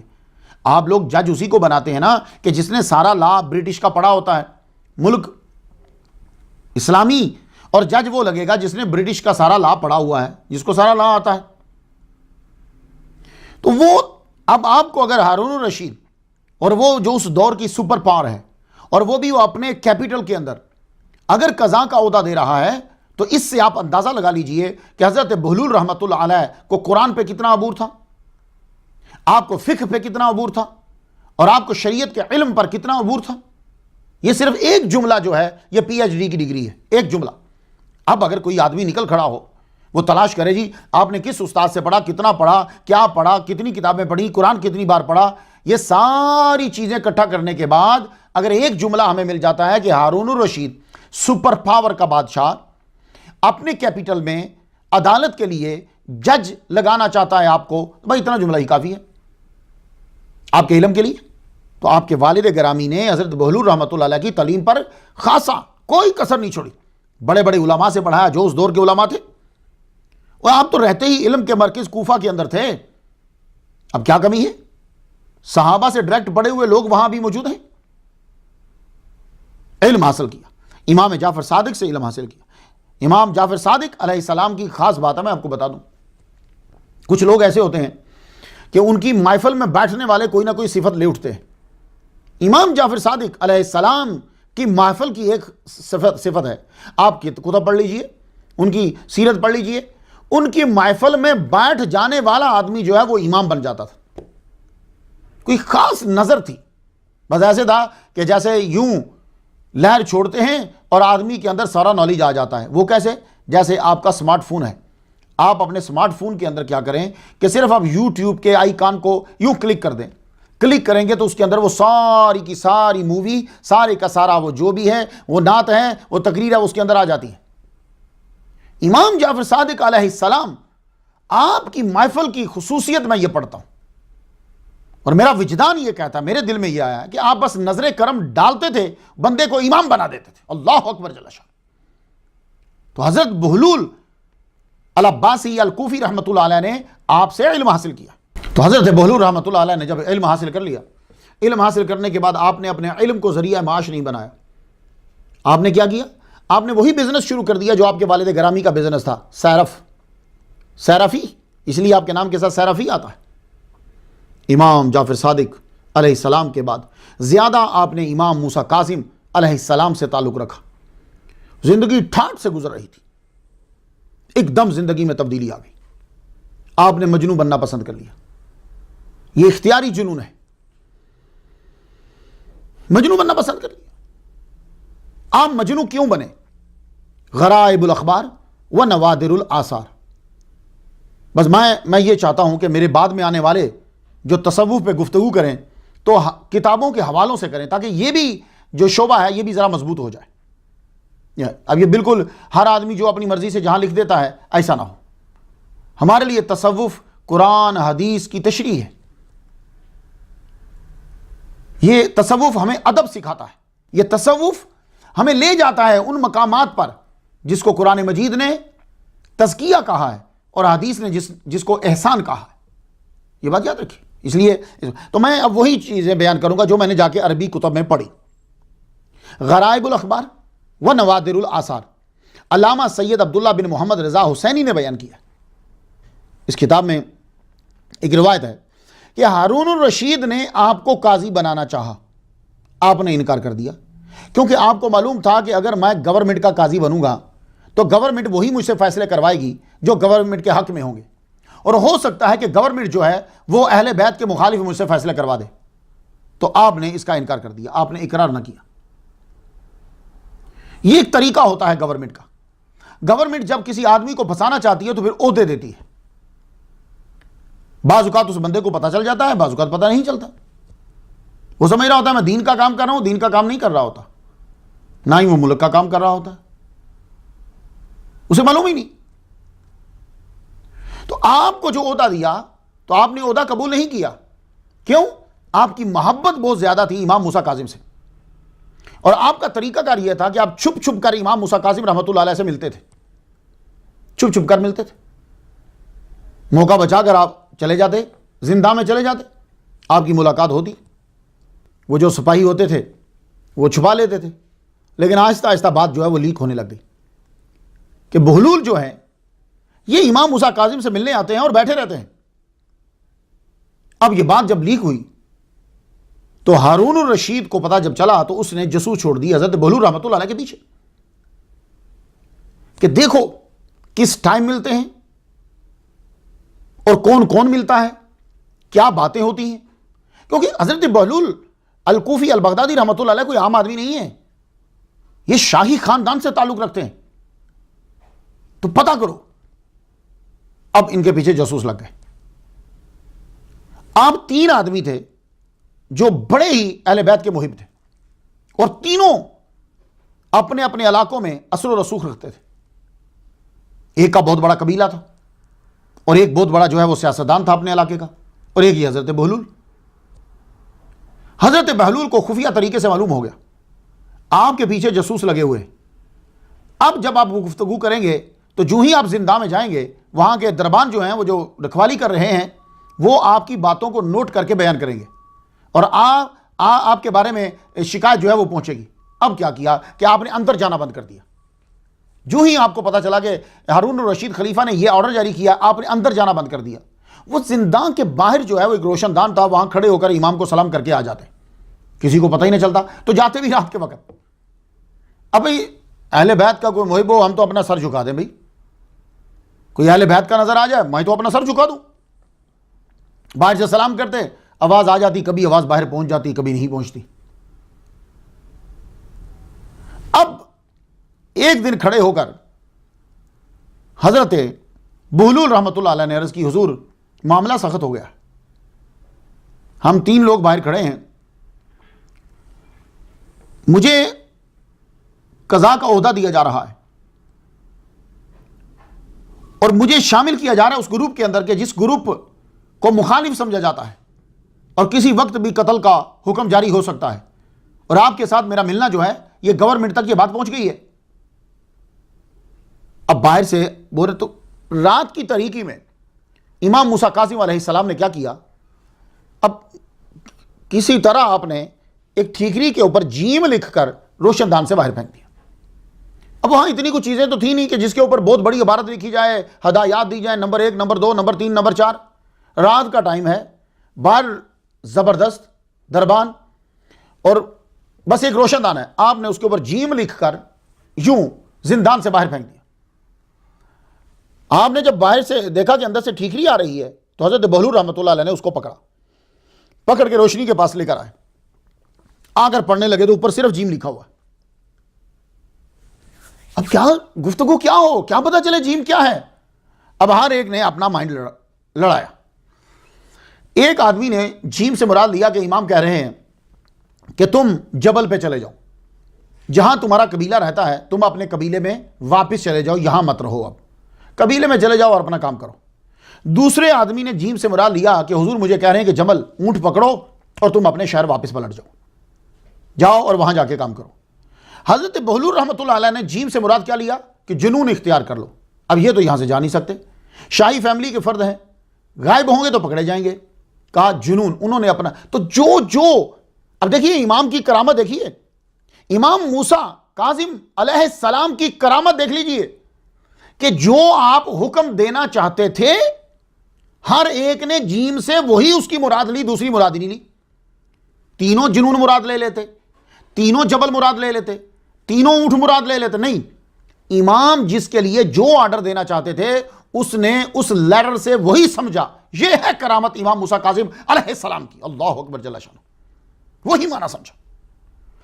تو جس نے جبل سمجھا وہ صحیح سمجھا، وہ اپنی قبیلے میں واپس چلے گئے، جس نے جمل سمجھا اونٹ پکڑا اور کوفہ سے نکل گئے۔ انہوں نے جنون اختیار کیا، واپس آئے، محل میں گئے، اپنے کپڑے شاہی اتارے، ساری چیزیں اتاری، اتار کر آپ نے ایک ڈنڈا لیا، ایک ڈنڈا لے کر تو ڈنڈے کے سرے کے اوپر آپ نے اس طرح کپڑے کو باندھا کہ وہ لگا کہ جیسے گھوڑے کا بچہ ہے، وہ پکڑ کے اس کے اوپر سوار ہو کر سارے آپ نے نئے کپڑے اتار دیے، آ کر اس جگہ پر سو گئے جس جگہ کے اوپر لوگ کچرا پھینکتے تھے، اس جگہ پہ آ کر سو گئے۔ اب کافی دن گزر چکے تھے، ہارون رشید نے بندے بھیجے کہ جاؤ جا کر تلاش کرو کہ بہلول نے ابھی تک جواب کیوں نہیں دیا، جتنی جلدی وہ گورنمنٹ کا نمائندہ بن جائے گا اتنی جلدی خطرات کم ہو جائیں گے۔ جا کر تلاش کیا گیا محل میں، تو محل والوں نے جواب دیا جی جناب وہ آئے تھے لیکن وہ یہاں چھوڑ کر سب چلے گئے۔ واپس آ کے ہارون رشید کو بتلایا گیا کہ بہلول نے محل چھوڑ دیا ہے، وہ محل میں اب نہیں رہتے۔ تو کہاں رہتے ہیں؟ کہا جی معلوم نہیں ہے، جاؤ جا کے تلاش کرو۔ اب صبح کے وقت پھر تلاش کرنے کے لیے نکلے تو دیکھا کہ بہلول وہ کچرے کے ڈھیر کے پاس بیٹھے، بچے جو ہیں اس کے گرد دیکھ رہے ہیں انہیں، کیونکہ بچوں کے لیے تو بالکل عجوبہ ہے کہ اتنا امیر آدمی، صاحب ثروت آدمی، پرانے پھٹے ہوئے کپڑے پہن کر یہاں یہ کچرے کی ڈھیر پہ کیوں بیٹھا ہوا ہے؟ انہوں نے سمجھا بھائی اس کا دماغ پھر گیا، ظاہر ہے دماغ پھر گیا۔ اب بچے بجائے احترام کرنے یا ڈرنے کے بچے مذاق اڑا رہے ہیں، تو آپ آگے سے کیا جواب دیتے ہیں؟ اب آپ گفتگو بھی وہی کرتے ہیں کہ جس گفتگو سے ظاہر ہو کہ آدمی کا دماغ ٹھیک نہیں ہے۔ چلے جاؤ، ہٹ جاؤ، میرا گھوڑا دیکھا تم نے؟ یہ میرا گھوڑا اگر غصے میں آ گیا نا تو چل دوڑا تو تمہیں رون دے گا، نیچے آ جاؤ گے تم، لات بھی مار سکتا ہے تمہیں۔ آگے سے ہنسنے لگا، یہ لکڑی کا گھوڑا لات کیوں مارے گا؟ سمجھ رہے ہیں؟ تو گفتگو ایسی کہ انہوں نے سمجھا کہ مجنون۔ واپس جا کے کارندوں نے جواب دیا، کہنے لگے جناب ہم وہاں دے کر آئے ہیں، وہ تو حالت ہی بالکل ڈیفرنٹ ہے۔ نبراس و ذاکرہ میں ہے کہ آپ ہارون رشید کے مخالف گروپ سے تعلق رکھتے تھے، آپ کو بھی قتل کر دیا جاتا، آپ نے جنون کو اپنا لیا، اور جب جنون کو اپنا لیا سارے لوگ مجنون مجنون کہنے لگے، اب کوئی ڈر ہی نہیں تھا، اب کوئی ڈر ہی نہیں۔ اب جو آدمی بازاروں میں پھر رہا ہے، کھانے پینے کا کوئی ہوش نہیں اسے، کپڑوں کا کوئی ہوش نہیں، کیا ڈرے گا اس سے بادشاہ؟ ٹھیک ہے چھوڑ دو۔ لیکن اہل تشیع میں یہ روایت مشہور ہے کہ امام موسیٰ کاظم علیہ السلام نے فرمایا وہ تمام چھوڑ دو جو عمرا کرتے ہیں یا چاہتے ہیں، جب امیر خود ہی فقیر ہو جائے تو لوگوں کی نظروں میں مجنون ہی تو ہوا۔ تو آپ کے جنون اختیار کرنے سے کئی لوگوں کی عقلیں سلامت رہیں۔ آپ نے قاضی کے عہدہ کو قبول تو نہ کیا، مگر کام آپ وہی کرتے تھے جو قاضی کرتا ہے، بلکہ آپ کے فیصلے ایسے ہوتے کہ قاضی حیران ہو جاتا، قاضی کو بھی سمجھ میں نہیں آتی کہ میں اس کا فیصلہ کیسے کروں، آپ جھٹ سے اس کا فیصلہ کر دیتے۔ ایک دفعہ خود قاضی کی چوری ہو گئی، قاضی سرائے میں ان میں ٹھہرا، قاضی کی چوری ہو گئی۔ اب 3 آدمی وہاں ٹھہرے ہوئے تھے، الزام قاضی نے جس کے اوپر لگا دیا وہ بندہ بیچارہ چوری نہیں تھا، جو چور تھا اس کو قاضی چھوڑنے لگا۔ اتنے میں حضرت بہلول رحمۃ اللہ علیہ اندر داخل ہو گئے، اپنے گھوڑے پہ بیٹھے ہوئے چڑھاتے اندر آ گئے۔ قاضی کہنے لگا اس مسئلے کو حل تو کر دو، ہر آدمی قسم اٹھا رہا ہے، اور جس پہ مجھے شک ہے، جس پہ مجھے شک ہے وہ آدمی مان نہیں رہا۔ تو وہ قاضی جو ہے وہ یہ کہنے لگا میرے پاس ایک دلیل ہے۔ انہوں نے کہا وہ کیا دلیل ہے جس دلیل پہ تم نے فیصلہ دے دیا؟ کہنے کا یہ سکہ مجھے ملا ہے، باکس میں سے جو میری دولت چوری ہوئی ہے یہ سکہ مجھے ملا ہے، تو یہ سکہ لازمی اسی بندے کا ہوگا جو وہاں چوری کرنے آیا۔ تو یہ جو بندے ہیں ان کی پاکٹ جو ہے اس میں سوراخ ہے، تو اس میں سے یہ سکہ گر گیا، اور اس آدمی کو میں چھوڑ رہا ہوں کہ اس کی پاکٹ میں سوراخ نہیں ہے، تو اس لیے میں اسے چھوڑ رہا ہوں۔ نہیں رکو تینوں رکو۔ اب حضرت بہلول رحمت اللہ علیہ کی عقل دیکھیے، آپ نے سکے کو لیا، سکہ لے کر تو سکے کو دیکھنے لگے، کافی دیر تک دیکھتے رہے، پھر آپ اب فیصلہ کرنے کے لیے آگے بڑھے۔ 3 بندے تھے نا، پوچھا تیرا کیا کاروبار ہے؟ بولا جی میرا کاروبار، ایک نے بولا میں خوشبو بیچتا ہوں، عطر بیچتا ہوں۔ دوسرے کو پوچھا تیرا کیا کاروبار ہے؟ اس نے اپنا روٹی کا بتایا۔ تیسرے سے پوچھا تیرا کیا کاروبار ہے؟ بولا میں گوشت کاٹتا ہوں۔ اوہ اچھا، تو گوشت کاٹتا ہے، صحیح۔ قاضی سے کہنے لگے قاضی پانی منگواؤ۔ پانی جب منگوایا اس کے اندر سکے کو ڈالا، سکے کو جب ڈالا تو سکے میں سے جو ہے وہ چربی یعنی اوئل کا جو ہے نا وہ تھوڑے تھوڑے اثرات پانی کے اوپر آئے۔ تو حضرت بہلول رحمت اللہ علیہ یہ کہنے لگے یہ 2 بندے چور نہیں ہیں، یہ تیسرا جس کا جیب نہیں پھٹا ہوا یہ چور ہے۔ وہ کیوں؟ انہوں نے کہا کہ اگر یہ سکہ اس کا ہوتا تو اس میں سے خوشبو آتی عطر کی، یہ دوسرے کا ہوتا تو وہ روٹی بیچتا ہے گندم کی خوشبو آتی، آٹا لگا ہوتا، اس کے ساتھ چربی لگی ہوئی ہے، تو یہ آدمی کاروبار کرتا گوشت کا، اسی نے چوری کی ہے۔ تو بعد میں پتا چلا تو واقعی قاضی فیصلہ غلط کر رہا تھا، حضرت بہلول رحمت اللہ علیہ نے صحیح کروایا۔ اتنی عقل ان کی کام کرتی تھی۔ تو جج بنے تو نہیں لیکن فیصلے جو ہیں وہ بڑے زبردست کیا کرتے تھے، بعض اوقات تو قاضیوں کو پھنسا دیتے تھے۔ تو تاریخ میں بہت سے مجنو ایسے گزرے ہیں جو کمال کے عاقل تھے۔ مالک ابن دینار رحمۃ اللہ علیہ فرماتے ہیں میں نے ایک شیخ کو دیکھا، اس کے گلے میں توک زنجیریں، بچے پتھر مار رہے ہیں، تو میں نے جا کے پوچھا امجنون انت، آپ مجنون ہو؟ تو فرمانے لگے انا مجنون الجوارح لا مجنون القلب، میں جوارح کا مجنون ہوں، دل کا مجنون نہیں ہوں میں۔ اور یہ کہتے ہوئے آگے گزر گئے۔ تو کچھ ایسے مجنون بھی ہوتے ہیں۔ یہی حال حضرت بہلول رحمت اللہ علیہ کا ہے، آپ لگتے مجنون ہیں پر مجنون نہیں ہیں۔ حضرت ویسے کرنی رضی اللہ تعالیٰ عنہ کی میں سٹوری بیان کر آیا ہوں، آپ سنیے گا اسے۔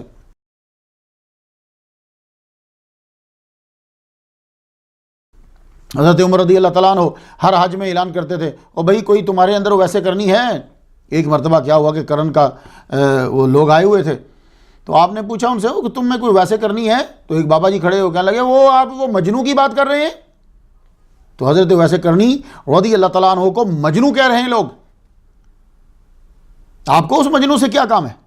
تو اگر آپ قرآن کی آیات پڑھیں تو آپ کو معلوم ہو کہ حضور صلی اللہ علیہ وآلہ وسلم کو مشرکین جو ہیں وہ مجنو کہتے تھے۔ میں ایک واقعہ میں بتاتا ہوں، ولید بن مغیرہ مخزومی نے قریش کو مشورہ دیا کہ موسم حج آ رہا ہے، لوگ آتے ہیں محمد کی بات سنتے ہیں، صلی اللہ علیہ وسلم ان کی بات سنتے ہیں، تو تم اس طرح کرو کہ مکہ آنے کے 4 راستے ہیں، ہر راستے کے اوپر 4 آدمی بٹھا دو، ٹھیک ہے؟ جب وہ 4 آدمی بیٹھ جائیں تو جو بھی اس راستے سے آئے تو ان کو بتاؤ کہ یہاں ایک آدمی ہے، وہ کاہن ہے، وہ ساحر ہے، وہ شاعر ہے، وہ مجنو ہے۔ تو 4 راستوں پہ جو 4 آدمی بیٹھے ہوئے تھے انہوں نے یہی کیا، کسی کو بولے وہ ساحر ہے، کسی کو بولے کاہن ہے، کسی کو بولے مجنو ہے، کسی کو بولے شاعر ہے۔ انبیاء کو لوگوں نے مجنو کہا ہے، جتنے انبیاء جو ہیں وہ گزرے ہیں۔ لفظ مجنو قرآن مجید میں 11 مرتبہ آیا ہے، اگر آپ پڑھیں تو معلوم ہو آپ کو۔ وَقَالُوا يَا أَيُّهَا الَّذِي نُزِّلَ عَلَيْهِ الذِّكْرُ إِنَّكَ لَمَجْنُونَ، سورۃ الحجر ہے، آیت نمبر 6 ہے۔ انبیاء کو مجنو کہا۔ فرعون نے موسیٰ علیہ السلام کو مجنو کہا، سورۃ الشعراء آیت نمبر 27، قَالَ إِنَّ رَسُولَكُمُ الَّذِي أُرْسِلَ إِلَيْكُمْ لَمَجْنُونَ۔ اب فرعون کہنا کہ لازمی طور پر تم مجنو ہو، موسیٰ علیہ السلام کو کہہ رہا ہے۔ حضور صلی اللہ علیہ وآلہ وسلم کو مجنو کہا، سورۃ الصافات آیت نمبر 36 ہے، وَيَقُولُونَ أَإِنَّا لَتَارِكُو آلِهَتِنَا لِشَاعِرٍ مَجْنُونَ، کیا ہم اپنے ان معبودوں کو چھوڑ دیں اس شاعر اور مجنو کے کہنے پر؟ نعوذ باللہ، حضور صلی اللہ علیہ وسلم کو مجنو کہہ رہے ہیں۔ اب ذرا سورۃ التکویر پڑھ لیجئے، قرآن کا 81واں سورہ ہے، آیت نمبر 22 ہے۔ رب تعالیٰ نے کہا وما صاحبکم بمجنون، تمہارا جو صاحب ہے نا وہ مجنون نہیں ہے۔ اور اللہ نے سورۃ الطور کی آیت نمبر 29 پہ تو خوب جواب دیا۔ یہ کیسے ہو سکتا ہے کوئی آدمی میرے نبی کی توہین کرے اور اللہ جواب نہ دے؟ نہ نہ نہ نہ، تم اللہ کو نہیں کہہ سکتے کہ فرقہ واریت نہ پھیلا۔ اس کے نبی کی توہین جب ہوگی وہ جواب ضرور دے گا، اور جواب بھی کوئی ٹمپریری نہیں ہوگا، قرآن مجید کے اندر تک کہ قیامت تک وہ جواب رہے۔ اب کوئی ہے تو وہ اب کہے اللہ پاک سے کہ اللہ پاک تو فرقہ واریت کیوں پھیلا رہا، اگر کوئی نبی کی توہین کر رہا تو کرنے دینا، کوئی بات نہیں ہے۔ نہیں نہیں نہیں، اللہ ایسا نہیں کرے گا۔ اب اللہ تعالیٰ نے کیا فرمایا؟ فما انت بنعمت ربک بکاہن ولا مجنون، آپ اپنے رب کے فضل سے نہ کاہن ہیں نہ مجنون ہیں۔ اور سورہ قلم اگر تم پڑھو، یہ میں ان لوگوں کو جو کہتے ہیں کہ نبی کی توہین میں بھی بندوں کو چپ ہو جانا چاہیے، میں ان لوگوں سے گزارش کروں گا کہ سورۃ القلم جو ہے اسے ضرور پڑھیے گا۔ پہلا رکوع ذرا آہستہ آہستہ ترجمے کے ساتھ پڑھیے گا۔ اللہ تعالیٰ نے اس شخص کی ذاتی برائیاں گنوا دی جس نے میرے نبی کو مجنون کہا تھا، ذاتی برائیاں، ذاتی پرسنل، حتیٰ کہ یہ بھی بتا دیا کہ یہ بیٹا کس کا ہے، جبکہ دنیا کو مشہور تھا کہ اس کا باپ کوئی اور ہے۔ اللہ نے قرآن میں یہ بھی بتا دیا کہ یہ اس کا باپ نہیں ہے۔ اب باپ بتاؤ، محمد مصطفیٰ صلی اللہ علیہ وآلہ وسلم کی ہستی کوئی ایسی ہستی نہیں ہے کہ آپ اپنے ملک میں کچھ بولو، کہیں جا کے کچھ بولو، کسی ٹائم کچھ بولو، نہ نہ نہ، وہ تمہارے نبی ہیں۔ ہر مذہب، ہر قوم، جھوٹ ہو جو بھی ہو، وہ اپنے مذہب کو سیو کرتی ہے اور بڑھاتی ہے۔ ہم واحد مسلمان ہیں، ہم ڈھونڈتے ہیں کہیں سے ضعیف مل جائے، کہیں سے کوئی خرابی مل جائے، کہیں سے کوئی کمی مل جائے، تاکہ ہم اپنے نبی کے بارے میں لوگوں کو بتائیں۔ استغفر اللہ۔ اپنے ملک سے، جس ملک میں بھی رہتے ہو یار، اور مذہب جو تمہارا، اپنے مذہب سے تو وفاداری کرو۔ دنیا کا دستور ہے، جو دنیاوی آرام و سکون چھوڑ دیتا ہے، اللہ کی طرف دوڑتا ہے، دنیا کو چھوڑتا ہے، اسے یہ مجنون کہتے ہیں۔ یہی حال حضرت قاضی محدث فقیہ البہلول الکوفی عباسی رحمۃ اللہ علیہ کے ساتھ ہوا۔ اور ایک بات یاد رکھیے کہ بعض اوقات جنون انسان کو نجات دے دیتا ہے، جنون انسان کے مسئلے کو حل کر دیتا ہے۔ ایک مثال دے دوں، آپ کو معلوم ہوگا کہ مسئلہ خلق قرآن چلا تھا کہ قرآن جو ہے وہ مخلوق ہے۔ اس پہ میں نے حضرت امام احمد بن حنبل رحمۃ اللہ علیہ کی سیرت میں سٹوری نمبر 31 بنتی ہے، اس میں نے بیان کیا ہے، ضرور سنیے گا اسے۔ واسق باللہ کا دور ہے، دربار میں ایک مسخرہ داخل ہوا، داخل ہو کہنے لگا خلیفہ کا اللہ درجہ بلند کرے، میں آج کل بڑا پریشان ہوں۔ کس کے بارے میں تو پریشان ہے؟ کہتا قرآن کے بارے میں۔ تمہیں اس کی کیا فکر لگ گئی؟ قرآن کو کیا ہوا؟ کہنے لگے اب قرآن، اس کے نزدیک قرآن مخلوق تھا نا، اب دیکھو ذرا مسئلہ کیسے حل کرتا ہے۔ کہتا حضور آپ کے نزدیک قرآن مخلوق ہے اور مخلوق کو موت ضرور آتی ہے، میں بڑا پریشان ہوں کہ اس سال اگر شعبان کے مہینے میں قرآن کا انتقال ہو گیا تو رمضان میں کیا پڑھیں گے؟ او سارا دربار جو ہے وہ ہنسنے لگ گیا۔ تو وہ کہنے لگا مجنون ہے، پاگل ہے، نکالو اس کو دربار سے باہر۔ تو جنون نے مسئلے کو حل بھی کیا اور اس کی جان بھی چھڑا دی۔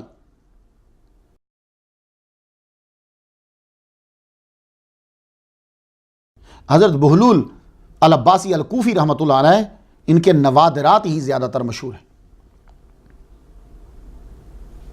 نوادر کسے کہتے ہیں؟ عربی زبان میں نادرہ اس چھوٹے قصے کو کہتے ہیں جو بظاہر مزاحیہ ہوتا ہے مگر اس میں گہرائی ہوتی ہے، گہرائی ہوتی ہے، کوئی سبق ہوتا ہے یا حماقت کا جواب ہوتا ہے، اسے کہتے ہیں نادرہ۔ پاکستان والے تو نادرہ جب بولیں گے تو شناختی کارڈ ذہن میں آئے گا، عربی میں نادرہ کچھ اور چیز ہوتی ہے، چھوٹا قصہ، چھوٹی سی حکایت کہ جو لگتی مزاحیہ ہے لیکن صحیح ہوتی ہے اور اس میں بڑے پتے کی بات ہوتی ہے۔ تو میں آپ کو کچھ اہم نوادرات بیان کرنے لگا ہوں، تیار ہو جائیں، خاص طور پر نوجوان جو ہیں سبق حاصل کرنے والے۔ ابو اسماعیل محمد بن اسماعیل بن مسلم بن ابی فدیک دینار الدیلمی محدث مدینہ، یہ 200 ہجری میں فوت ہوئے، 200 ہجری میں، اس وقت 1439 جا رہی ہے۔ 200 ہجری میں فوت ہوئے اور مدینہ کے محدث ہیں. اس لیے آپ لوگ باقی بھی مدینہ اور مکہ کے اماموں کو ذرا یاد رکھیں جو 1923 سے پہلے کے ہیں. تو محدث مدینہ ہیں، یعنی جس ملک کا نام اب سعودی عرب ہے اس کے حرم کے محدث تھے. حضرت بہلول العباسی الکوفی رحمۃ اللہ علیہ کا واقعہ بیان کرتے ہیں، میں نے دیکھا کہ ایک قبرستان میں ایک قبر کے پاس تنہا بیٹھے ہیں اور زمین پر لکیریں کھینچ رہے ہیں. میں نے پوچھا یہاں کیوں بیٹھے ہو؟ اب جواب سن لیجئے. بولے ایسی قوم کے پاس بیٹھا ہوں جب تک ان کے پاس رہتا ہوں مجھے تنگ نہیں کرتے، اور اگر ان کے پاس سے اٹھ کر چلا جاؤں تو پیچھے میری غیبت نہیں کرتے. بڑی بات ہے نا، اٹھ کے، یعنی یہ اس کے اندر سبق ہے کہ یعنی زندہ لوگوں کے اندر دونوں بری عادتیں ہیں. پاس ہو تو تنگ کرتے ہیں، اٹھ کے چلے جاؤ تو غیبت کرتے ہیں.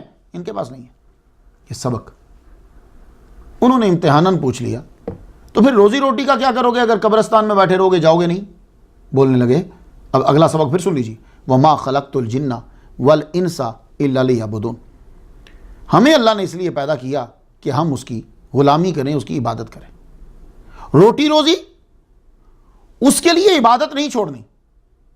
عبادت کے لیے روزی روٹی کو چھوڑ دو، کیونکہ اللہ فرماتا ہے وَمَا مِن دَابَّةٍ فِي الْأَرْضِ إِلَّا عَلَى اللَّهِ رِزْقُهَا. دابا ہر وہ چیز جو زمین کے اوپر چلتی ہے، یا ٹانگوں پہ، پیٹ پہ، کسی طرح زمین پہ، اسے دابا کہتے ہیں. تو زمین پر ہر شے جو چلتی ہے اس کا رزق اللہ تعالیٰ نے اپنی رحمت کی وجہ سے خود پہ لے لیا. یہ روزی روٹی تو اس کے ذمہ ہے. اللہ اکبر جل شان. اس بات کو المستفاد نے بیان کیا. حافظ محب الدین بن نجار اس کتاب کے مصنف ہیں اور 243 ہجری میں ان کی وفات ہوئی. تو گویا کہ یہ کتاب جو ہے تقریباً 1206 قمری سال پہلے لکھی گئی. میں سن یہ بتا رہا ہوں، اس لیے سال اس لیے بتا رہا ہوں آپ کو تاکہ آپ کو معلوم ہو کہ یہ کوئی فرضی شخصیت نہیں ہے. بہت پرانی کتابوں میں ان کا نام جو ہے، تاکہ آپ جب حضرت بہلول رحمۃ اللہ علیہ کو بیان کریں تو اتھینٹک کتابوں سے بیان کریں، سنی سنائی باتوں سے نہیں. فوات الوفایات عربی کی جو کتاب ہے اس کا 228واں صفحہ ہے اور شخصیت نمبر جو ہے وہ 84 ہے. اقلاء المجانین عربی کی جو کتاب ہے اس کے صفحہ 43 کے اوپر ہے. یہ واقعہ محدث مدینہ نے بیان کیا. حضرت بہلول العباسی الکوفی رحمۃ اللہ علیہ مستجاب الدعوات ہیں. آپ اللہ تعالیٰ سے جو دعا مانگتے ہیں اللہ تعالیٰ آپ کی دعا کو قبول فرماتا. کتاب کا نام ہے اقلاء المجانین والموسوسین. محدث ابو محمد الحسن بن اسماعیل الزراب المصری رحمۃ اللہ علیہ نے اس کتاب کو لکھا ہے. کیا لکھتے ہیں انہوں نے؟ واقعہ لکھا عبداللہ ابن ادریس الازدی الکوفی رحمۃ اللہ علیہ کا. یہ بہت بڑے محدث گزرے ہیں. اتنے بڑے محدث تھے کہ ہارون الرشید، خلیفہ ہارون الرشید نے کہا کہ آپ قاضی بنو، تو آپ نے قاضی بننا قبول نہیں کیا. اور ایک مرتبہ 5000 درہم دیے تو آپ نے قبول نہیں کیے. میں ذرا بتا دوں نا کہ دعا مانگنے یہ عبداللہ ابن ادریس کون ہیں؟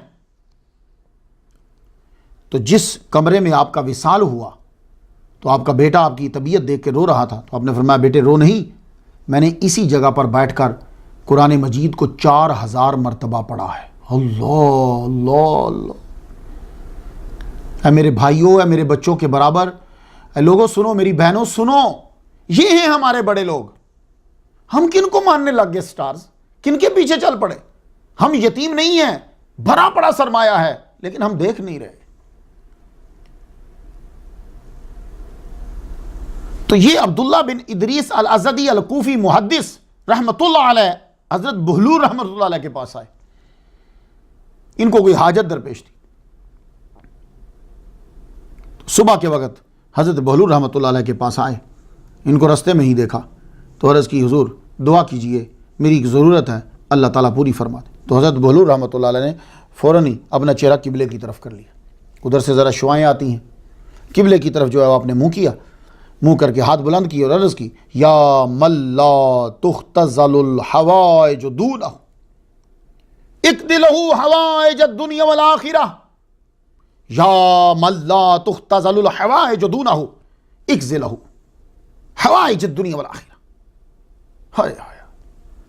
ابن ادریس کہتے ہیں یہ دعا جب آپ نے مانگی انہوں نے میرے لیے کہ اللہ میری حاجت کو پورا کر دے، میرے دل میں سکون محسوس ہوا اور میرا دل بولا کہ دعا قبول ہو گئی. اور یہ یاد رکھیے گا، جب آپ روتے ہو دعا قبول ہوتی ہے، وہ کیفیت آپ کے دل پہ وارد ہوتی ہے. یاد رکھیے. اور اگر اسی بھاری پن کے ساتھ اٹھ گئے ہو تو سمجھو قبول نہیں ہوئی. تو حضرت بہلول رحمۃ اللہ علیہ نے دعا مانگی اس محدث کے لیے، تو آپ کو فیل ہوا. تو آپ کہتے ہیں کہ میں نے ہاتھ یوں مارا جیب میں، وہ میں نے خرقہ پہنا ہوا تھا، 2 درہم نکلے، میں نے کہا چلو نذرانہ پیش کر دیں، میں نے نکال کے دیے. اب جواب سننا، یہ جواب ہم لوگوں کے لیے. واللہ انی لا استحیی من اللہ عز وجل ان آخذ علی الدعاء اجرا. حضرت بہلول رحمۃ اللہ علیہ فرمانے لگے مجھے اللہ تعالیٰ سے حیا آتی ہے کہ میں دعا کے اوپر اجر لوں، اس کی فیس لوں، اس کی پرائس لوں. محدث ابن ادریس کہتے ہیں کہ میں واپس آیا تو اللہ تعالیٰ نے میری حاجت کو پورا فرما دیا. تو حضرت بہلول رحمۃ اللہ علیہ مستجاب الدعوات. آپ تصوف اور روحانیت اور اصل چیز آپ اسے جانتے تھے، تو اس طرح آپ وقتاً فوقتاً تربیت بھی کرتے رہتے تھے. عبد الرحمن الکوفی رحمۃ اللہ علیہ بیان کرتے ہیں ایک روز میری ملاقات حضرت بہلول رحمۃ اللہ علیہ سے ہوئی تو مجھ سے پوچھتے ہیں عبد الرحمن سخاوت کیا ہے؟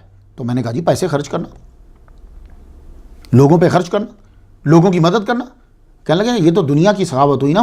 میرے پوچھنے کا مطلب ہے کہ آخرت کی سخاوت کیا ہے؟ کہنے لگے حضور آخرت کی سخاوت یہ ہے کہ نیکی کے جتنے کام ہیں تو اپنی طاقت کے مطابق دھڑا دھڑ کرتے جاؤ، فوراً کرو، کیونکہ پتہ نہیں کہ موت کب آ جائے. کہنے لگے اچھا تو یہ بتا کہ جب تو نیکی کرتا ہے تو کیا تیرے دل و دماغ میں اس کے اجر کی سوچ ہوتی ہے؟ کہنے لگے ہاں. من جاء بالحسنۃ فلہ عشر امثالہا، ایک نیکی کے بدلے 10 یعنی 11. یہ میرے ذہن میں ہوتا ہے کہ 11 ملے گا. تو فرمانے لگے پھر یہ سخاوت تو نہ ہوئی، یہ تو تجارت ہوئی کہ تو ایک نیکی کر رہا ہے اور 11 کی سوچ رہا ہے. سمجھے آپ کہ تصوف میں کتنا اعلیٰ مقام ہو جاتا ہے آدمی کا. یہ غلط نہیں ہے. آپ جو بھی نیکی کرتے ہو من جاء بالحسنۃ فلہ عشر امثالہا، اور وہی لا جو ہے وہ تمہاری نماز پہ لاگو ہے. تم 5 پڑھتے ہو 50 کا ثواب مل رہا.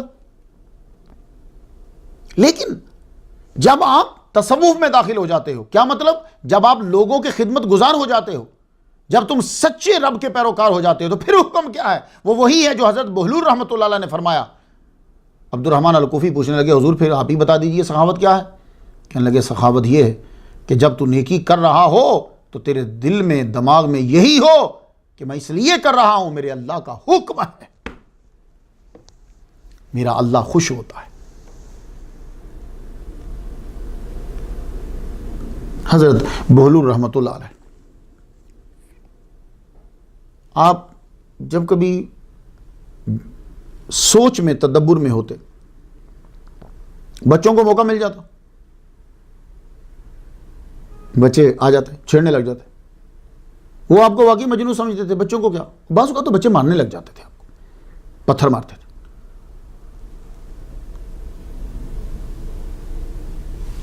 تو اگر آپ اس وقت کوئی ذکر کر رہے ہیں تو پھر آپ ان کو روکتے تھے، ورنہ آپ نہیں روکتے تھے. یعنی کوئی شاعری کسی کو لکھوانی ہے، کسی کو بات لکھوانی ہے تو پھر آپ روکتے تھے، ورنہ آپ اپنے حال میں مگن رہتے. ایک مرتبہ عمر بن جابر الکوفی انہوں نے دیکھا کہ بچے آپ کو تنگ کر رہے ہیں.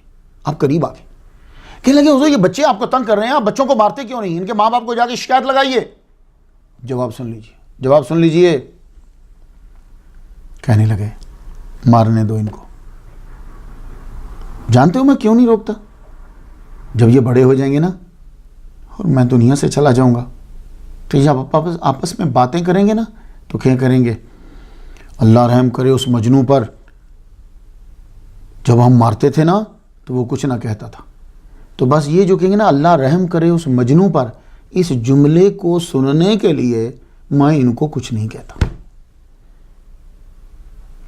مسلمانوں تم یتیم نہیں ہو، تمہارے پاس سب کچھ ہے، لیکن اپنے اندر ڈھونڈو، باہر جا کے نہیں ڈھونڈو.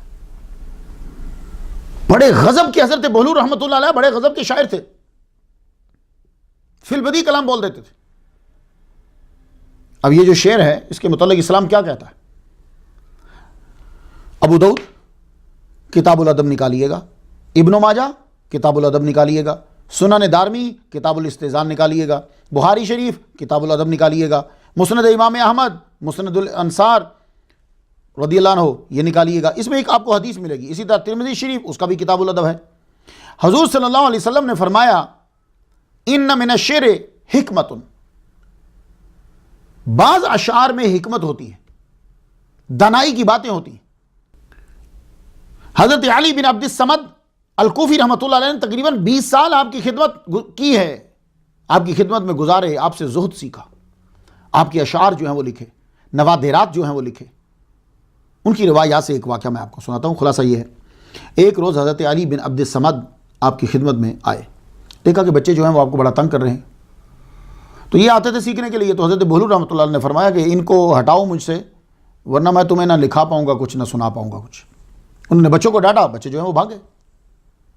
تو حضرت علی بن عبد الصمد کہتے ہیں کہ میں نے اخروٹ کے تیل کے اندر سبزی کو پکا کے تیار کیا، اتنے میں آپ پاس کی مسجد میں چلے گئے۔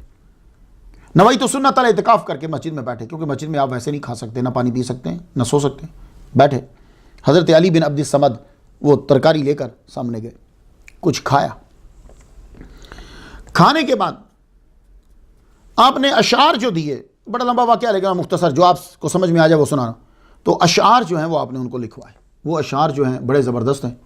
یا من یمتع بالدنیا وزینتها ولا تنام عن اللذات عیناہ شغلت نفسک فیما لست تدرکہ تقول اللہ ماذا حین تلقاہ دع الحرص على الدنيا وفي العيش فلا تطمع ولا تجمع من المال فلا تدري لمن تجمع فإن الرزق مقسوم وسوء الظن لا ينفع فقير كل ذي حرص غني كل من يقنع۔ ایک ایک لائن پوری زندگی کو سنوار دینے والی ہے۔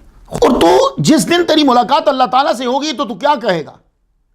حرص چھوڑ دنیا کی، زندگی میں طمع چھوڑ، مت جمع کر مال۔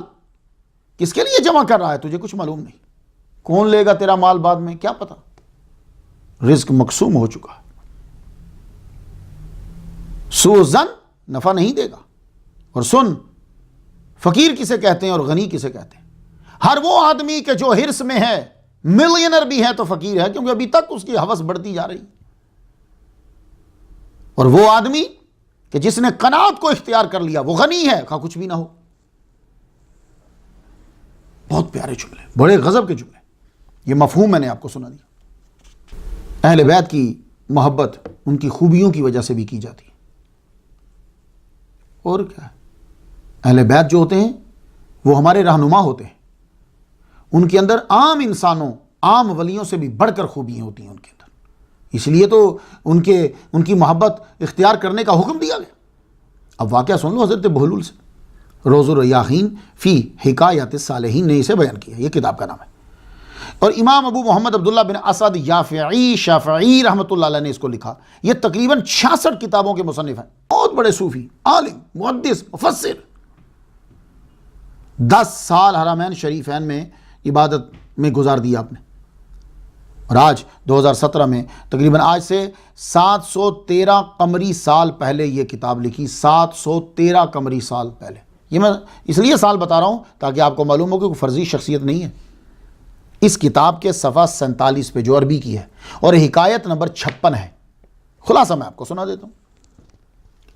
کیا لکھتے ہیں کہ حضرت بہلول رحمۃ اللہ علیہ جو ہیں وہ کسی سڑک پہ جا رہے ہیں، جاتے جاتے انہوں نے سائڈ پہ دیکھا کہ میدان کے اندر کچھ بچے جو ہیں وہ کھیل رہے ہیں، لیکن ایک بچہ ان سے دور ہٹ کر درخت کے نیچے بیٹھا ہوا ہے۔ آپ نیچے اتر گئے، آپ اس بچے کے پاس چلے گئے جو کھیل نہیں رہا، قریب گئے، بچے سے پوچھتے ہیں آپ یہاں بیٹھے ہوئے ان کے ساتھ کھیل نہیں رہے، تو آپ کو محسوس ہوا کہ بچہ رو رہا ہے، تو فرمانے لگے بچے نہیں کھلا رہے اس لیے رو رہے ہو، یا اخروٹ نہیں ہے اس لیے رو رہے ہو؟ کہا نہیں، میں نہ اخروٹ کی وجہ سے رو رہا، نہ اس لیے کہ وہ مجھے شامل نہیں کر رہے، آپ جا کے پھر کھیلو ان کے ساتھ۔ کہنے لگے اللہ تعالیٰ نے ہمیں کھیلنے کے لیے پیدا نہیں کیا، لو سنو ذرا غور سے، اللہ تعالیٰ نے ہمیں کھیلنے کے لیے پیدا نہیں کیا۔ آپ نے بات سنی تو ذرا کھڑے ہوئے، بچہ چھوٹا ہو بات بڑی کر جائے بندہ کھڑا ہو گیا، کہنے لگے اچھا تو پھر بتائیے کس لیے پیدا کیا ہے؟ انہوں نے فرمایا کہ اللہ تعالیٰ نے ہمیں پیدا کیا معرفت کے لیے، کہ اس کی معرفت حاصل کریں، اس کی عبادت کریں، اس لیے پیدا کیا ہے۔ واہ، بیٹھ گئے، سامنے بیٹھ گئے، کہنے لگے اچھا تو پھر کچھ اور بتلائیے نا۔ تو اس بچے نے فی البدی اشعار کی صورت میں جو دنیا کی بے ثباتی اور دنیا کی محبت کے نقصانات کے اوپر جو گفتگو کی، اشش کر اٹھے حضرت بہلول رحمۃ اللہ علیہ۔ اور وہ بچے کی کیفیت یہ تھی کہ وہ بچہ روتا جائے، رو رو رو کے اس کو غشی طاری ہو گئی، وہ ایک دم سے نیچے گر گیا، بیٹھا ہوا تھا، سر جا کے زمین کے اوپر ٹکرا گیا، گرد تھی، گرد آلود ہو گیا۔ بہلول رحمۃ اللہ علیہ نے ان کا سر انور پکڑا، پکڑ کے گودی میں رکھ کے سر انور کو جھاڑا، ان کو ہوش آ گیا، فرمانے لگے اتنی چھوٹی سی عمر میں اتنی علمی گفتگو، اتنی روحانی گفتگو، اللہ اکبر جل شانہ، کچھ اور تو سنائیے، اتنی گری آزاری آپ پہ کیوں ہے؟ کہنے لگے اللہ تعالیٰ کی دوزخ سے ڈر لگتا ہے، جب یاد آتی ہے تو آنکھوں سے آنسو جاری ہو جاتے ہیں۔ حضرت بہلول فرمانے لگے اتنی چھوٹی سی عمر، آپ کا گناہ کیا ہے؟ پھر کیوں روتے ہیں آپ؟ کہنے لگے کل ہی اپنی والدہ ماجدہ کو دیکھا میں نے، چولہا جلانے لگی تو انہوں نے پہلے چھوٹی چھوٹی لکڑیاں رکھی، اس کے اوپر پھر بڑی لکڑیاں رکھی، چھوٹی لکڑیوں کو جب انہوں نے آگ لگا دی تو ان کے جلنے کی وجہ سے بڑی لکڑیوں کو آگ جلدی لگ گئی۔ وہ واقعہ نکل نہیں رہا کہ کل قیامت کے دن بھی ہم چھوٹے چھوٹے لوگ، ہمیں پہلے ڈالا جائے گا، پھر بڑوں بڑوں کو ڈالا جائے گا، پھر ہمیں آگ لگائی جائے گی، آگ جب بھڑکے گی تو پھر بڑوں کو آگ لگے گی۔ بس اسی سوچ نے کل کا رلا کے رکھا ہوا۔ یہ سننا تھا کہ حضرت بہلول خود غش کھا کے گر گئے، وہ بے ہوش ہو گئے۔ تو حضرت بہلول رحمۃ اللہ علیہ کو جب ہوش آیا، آپ اٹھے تو بچہ کوئی نہیں تھا وہاں، آپ اٹھے تو وہ جو کھیل رہے تھے ان کے پاس گئے، کہنے لگے ادھر ایک بچہ بیٹھا ہوا تھا جو تمہارے ساتھ نہیں کھیلتا، وہ کون ہے؟ کہنے لگے ہاں روز اس کی یہی عادت ہے، آتا ہے درخت کے نیچے بیٹھتا ہے، غور و فکر کرتا رہتا ہے، روتا ہے کبھی۔ تو کہا ہے کون؟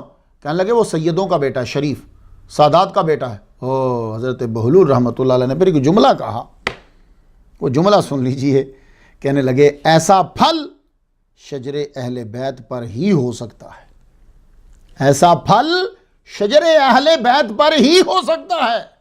اللہ اکبر جل شانہ۔ یہ سبق ہے سید زادوں کے لیے کہ وہ دنیا میں نانا کی شریعت سیکھنے اور سکھانے آئے ہیں، فارغ بیٹھنے نہیں۔ دنیا کے کاموں میں مشغول ہونا ان کا منصب نہیں ہے۔ تمام سید ہمارے سر کے تاج ہیں، لیکن تاج اسی وقت بہت جچتا ہے نظروں میں جب اس میں ہیرے جڑے ہوتے ہیں، اور یہ ہیرے خوبیاں، کمالات، صفات ان چیزوں سے جڑتے جاتے ہیں۔ حضرت بہلول رحمۃ اللہ علیہ آپ بادشاہ کے سامنے بھی گفتگو کرتے ہوئے ڈرتے نہیں تھے، خلیفہ ہارون الرشید کے سامنے بھی گفتگو نہ ڈر ہو کر کرتے، اور اس کی اغلاط اسے بتلاتے، اسے نصیحت کرتے۔ الطبقات الکبریٰ کتاب کا نام ہے، لواقح الانوار القدسیہ فی مناقب العلماء والصوفیہ، اس کتاب کے مؤلف ہیں حضرت علامہ محدث صوفی عبدالوہاب بن احمد بن علی الانصاری المشہور امام شارانی رحمۃ اللہ علیہ۔ 898 ہجری میں مصر میں پیدا ہوئے، 300 کتابوں کے مصنف ہیں، ان میں سے ایک کتاب طبقات الکبریٰ ہے، اس کے 125 صفحہ کے اوپر جو عربی میں لکھی ہوئی ہے، اور شخصیت نمبر 138 ہے۔ حضرت بہلول رحمۃ اللہ علیہ شخصیت نمبر دیا انہوں نے، تقریباً 521 قمری سال پہلے یہ کتاب لکھی گئی۔ اس میں ایک واقعہ ہے، وہ میں آپ کو سناتا ہوں۔ میں نے بہت کوشش کی ہے اپنے سامعین کے لیے کہ حوالے کے ساتھ جو ہے وہ گفتگو کی جائے، میرے بعد میں آنے والے آپ کو اور تحقیق دیں گے۔ تو اس کتاب میں کہ جو کتاب 521 سال پہلے لکھی گئی، اس میں ایک واقعہ ہے۔ بڑے عرصہ کے بعد ہارون الرشید کی ملاقات جو ہے وہ ہو گئی بہلول رحمۃ اللہ علیہ سے،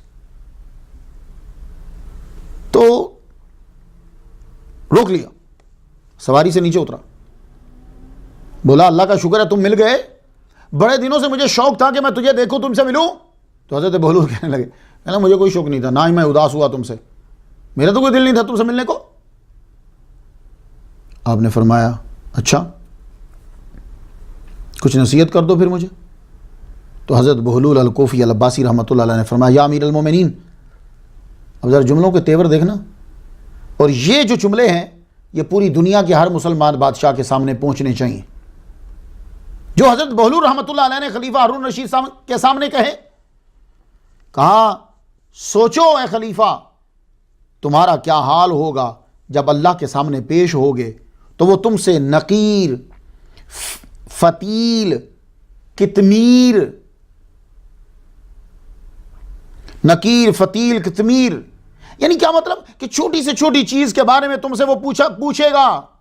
تمہاری حالت یہ ہوگی کہ بدن پہ کپڑا نہ ہوگا، پیٹ میں نہ پانی نہ کھانا، اور لوگ تیری حالت دیکھ کر ہنسیں گے اس وقت کہ خزانوں کا مالک بھکاری بنا ہوا ہے، لوٹا دے قبل اس کے کہ تجھ سے مطالبہ کیا جائے اور تیرے پاس دینے کو کچھ نہ ہو۔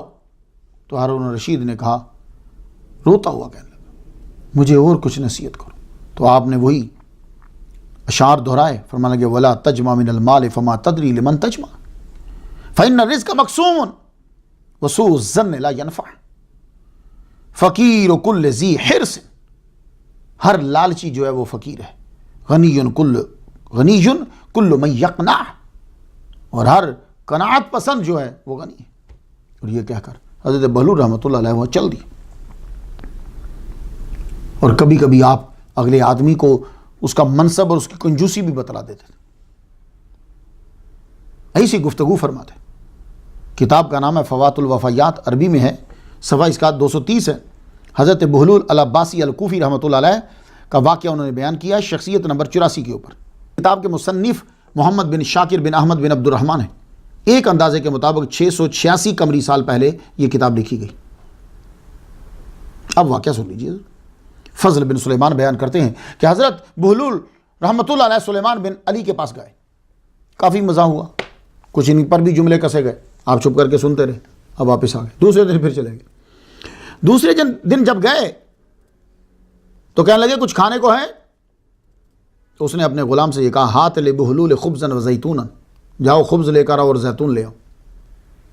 حالانکہ امیر آدمی تھا، کچھ اور بھی منگا سکتا تھا، لیکن جو چیز صحیح تھی ولی کے پاس صحیح پہنچتی ہے۔ تو آپ نے جب کھایا تو کھا کے اٹھ کے گئے، تو کل کا بدلہ لینے کے لیے آپ نے جملہ بولا، کہنے لگے یا صاحبو ان جینا الی بیتکم یوم العید یکون عندکم لحم، اے گھر کے مالک اگر تیرے پاس عید کے دن آ جائیں تو کیا اس وقت بھی گوشت ملے گا کہ نہیں؟ ساری محفل، یہ کل ان پہ جملے کس رہا تھا، اب ساری محفل اس کا منہ دیکھ رہی تھی۔ حضرت بہلول رحمۃ اللہ علیہ زبردست نثر نگار بھی تھے، شاعر بھی تھے، نثر نگار۔ عقلاء المجانین عربی کی کتاب، صفحہ اس کا 47، یہ کتاب لکھی ہے الحسن بن محمد بن حبیب المعروف ابو القاسم نیسابوری رحمۃ اللہ علیہ نے۔ آپ مسلکن شافعی ہیں، مشہور ادیب تھے، واعظ تھے، مفسر قرآن تھے۔ آپ کا وصال 406 ہجری میں ہوا، تو تقریباً 1039 سال قبل، قمری سال قبل یہ کتاب لکھی۔ تو یہ کتاب کب لکھی گئی؟ حضرت بہلول کا ذکر کب ہوا؟ تقریباً 1039 قمری سال پہلے۔ اس میں ایک خط کی عبارت ہے، میں پورا نہیں پڑھتا، آپ کو بتلا دوں، اب لفظوں کو دیکھیے گا ذرا۔ حضرت عبد الرحمن الحاشمی رحمۃ اللہ علیہ روایت کرتے ہیں کہ آپ نے لکھا اما بعد فإن السماء بکنافها ونور کواکبها وضیاء شمسها وقمرها وصفوف ملائکتها والعرش والملائکۃ المقربین والحیتان فی بحارها والوحش فی کفارها والطیر فی اوکارها والسباع فی وجارها والاشجار وثمارها یسبحون اللہ بالغدو والعصال۔ آپ محدث بھی تھے۔ امام ذہبی محمد بن احمد کہتے ہیں کہ آپ عمر بن دینار و عاصم بن بہدلہ، ان کا پورا نام ہے، تہذیب و تہذیب جلد 5 صفحہ 38 میں جو بیان کیا گیا ہے، عاصم بن ابن نجود یعنی ابو بکر عاصم بن بہدلہ بن ابن نجود الاسدی 128 ہجری میں فوت ہوئے، اور ایمن بن نابل ان سے یہ حدیث بیان کیا کرتے تھے حضرت بہلول رحمۃ اللہ علیہ۔ البدایہ و نہایہ نے بھی ان کا تذکرہ کیا ہے، اس کی جلد 14ویں ہے عربی کی جو ہے، اور صفحہ 13 ہے۔ وَكَانَ يَتَكَلَّمُ بِكَلِمَاتٍ حَسَنَةٍ وَقَدْ لَقِيَ الرَّشِيدَ وَهُوَ ذَاهِبٌ إِلَى الْحَجِّ۔ لکھت کم ہے، لیکن البدایہ و نہایہ کے اندر ان کا ذکر آ جانا ہی اس بات کو واضح کر دیتا ہے کہ آپ ایگزسٹ کرتے ہیں، فرضی نہیں ہے۔ اور یہ کتاب جو ہے یہ اسماعیل ابن عمر ابن کثیر کرشی دمشقی کی لکھی ہوئی ہے، تقریباً آج سے 775 قمری سال پہلے لکھی گئی، اور آپ کا تذکرہ حضرت بہلول رحمۃ اللہ علیہ کا کیا گیا۔ حضرت بہلول رحمۃ اللہ علیہ کوئی فرضی شخصیت نہیں ہے، ہاں یہ ہو سکتا ہے کہ کچھ روایات جو ہیں وہ ان کی طرف منسوب کر دی گئی ہوں۔ حضرت بہلول رحمۃ اللہ علیہ نے ایک دن واضح کر ہی دیا لوگوں کے سامنے۔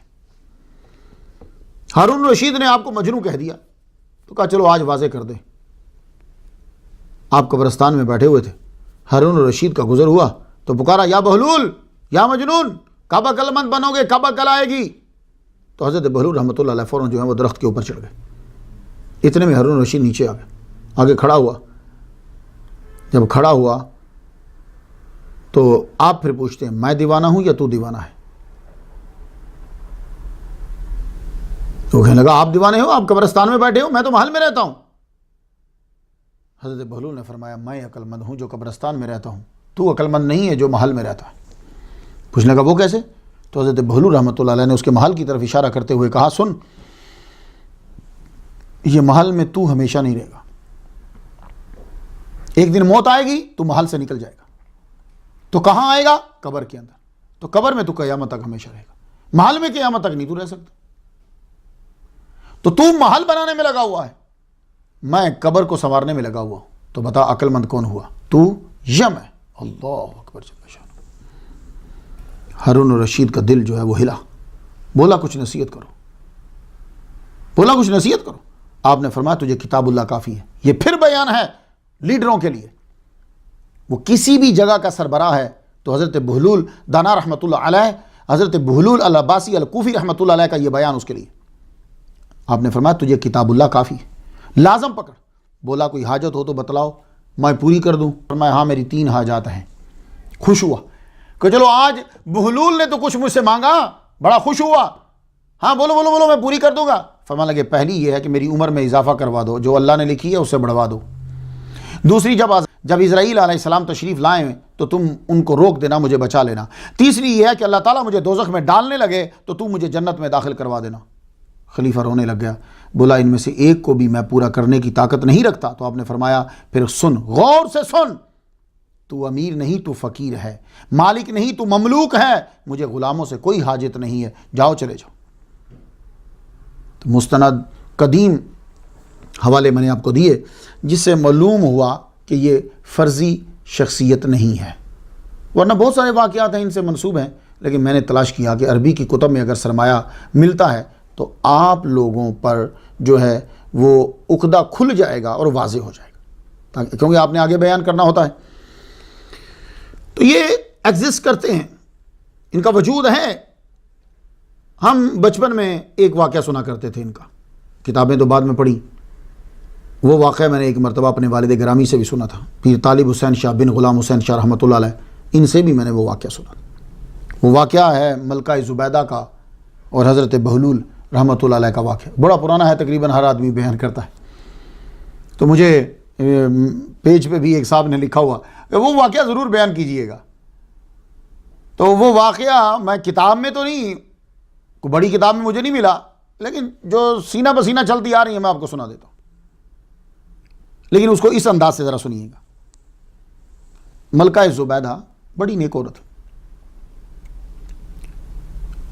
ملکہ زبیدہ ہارون رشید کی بیوی ہیں، شاید میری پچھلی تقریر سے کنفیوژن ہو کے وہ ماں ہے، نہیں، وہ اصل میں خیزران اور زبیدہ نام اکٹھا آ گیا تو شاید منہ سے ماں نکل گیا ہو۔ ملکہ زبیدہ بچپن سے ہم سنتے آ رہے ہیں، وہ ہارون رشید کی بیوی ہیں۔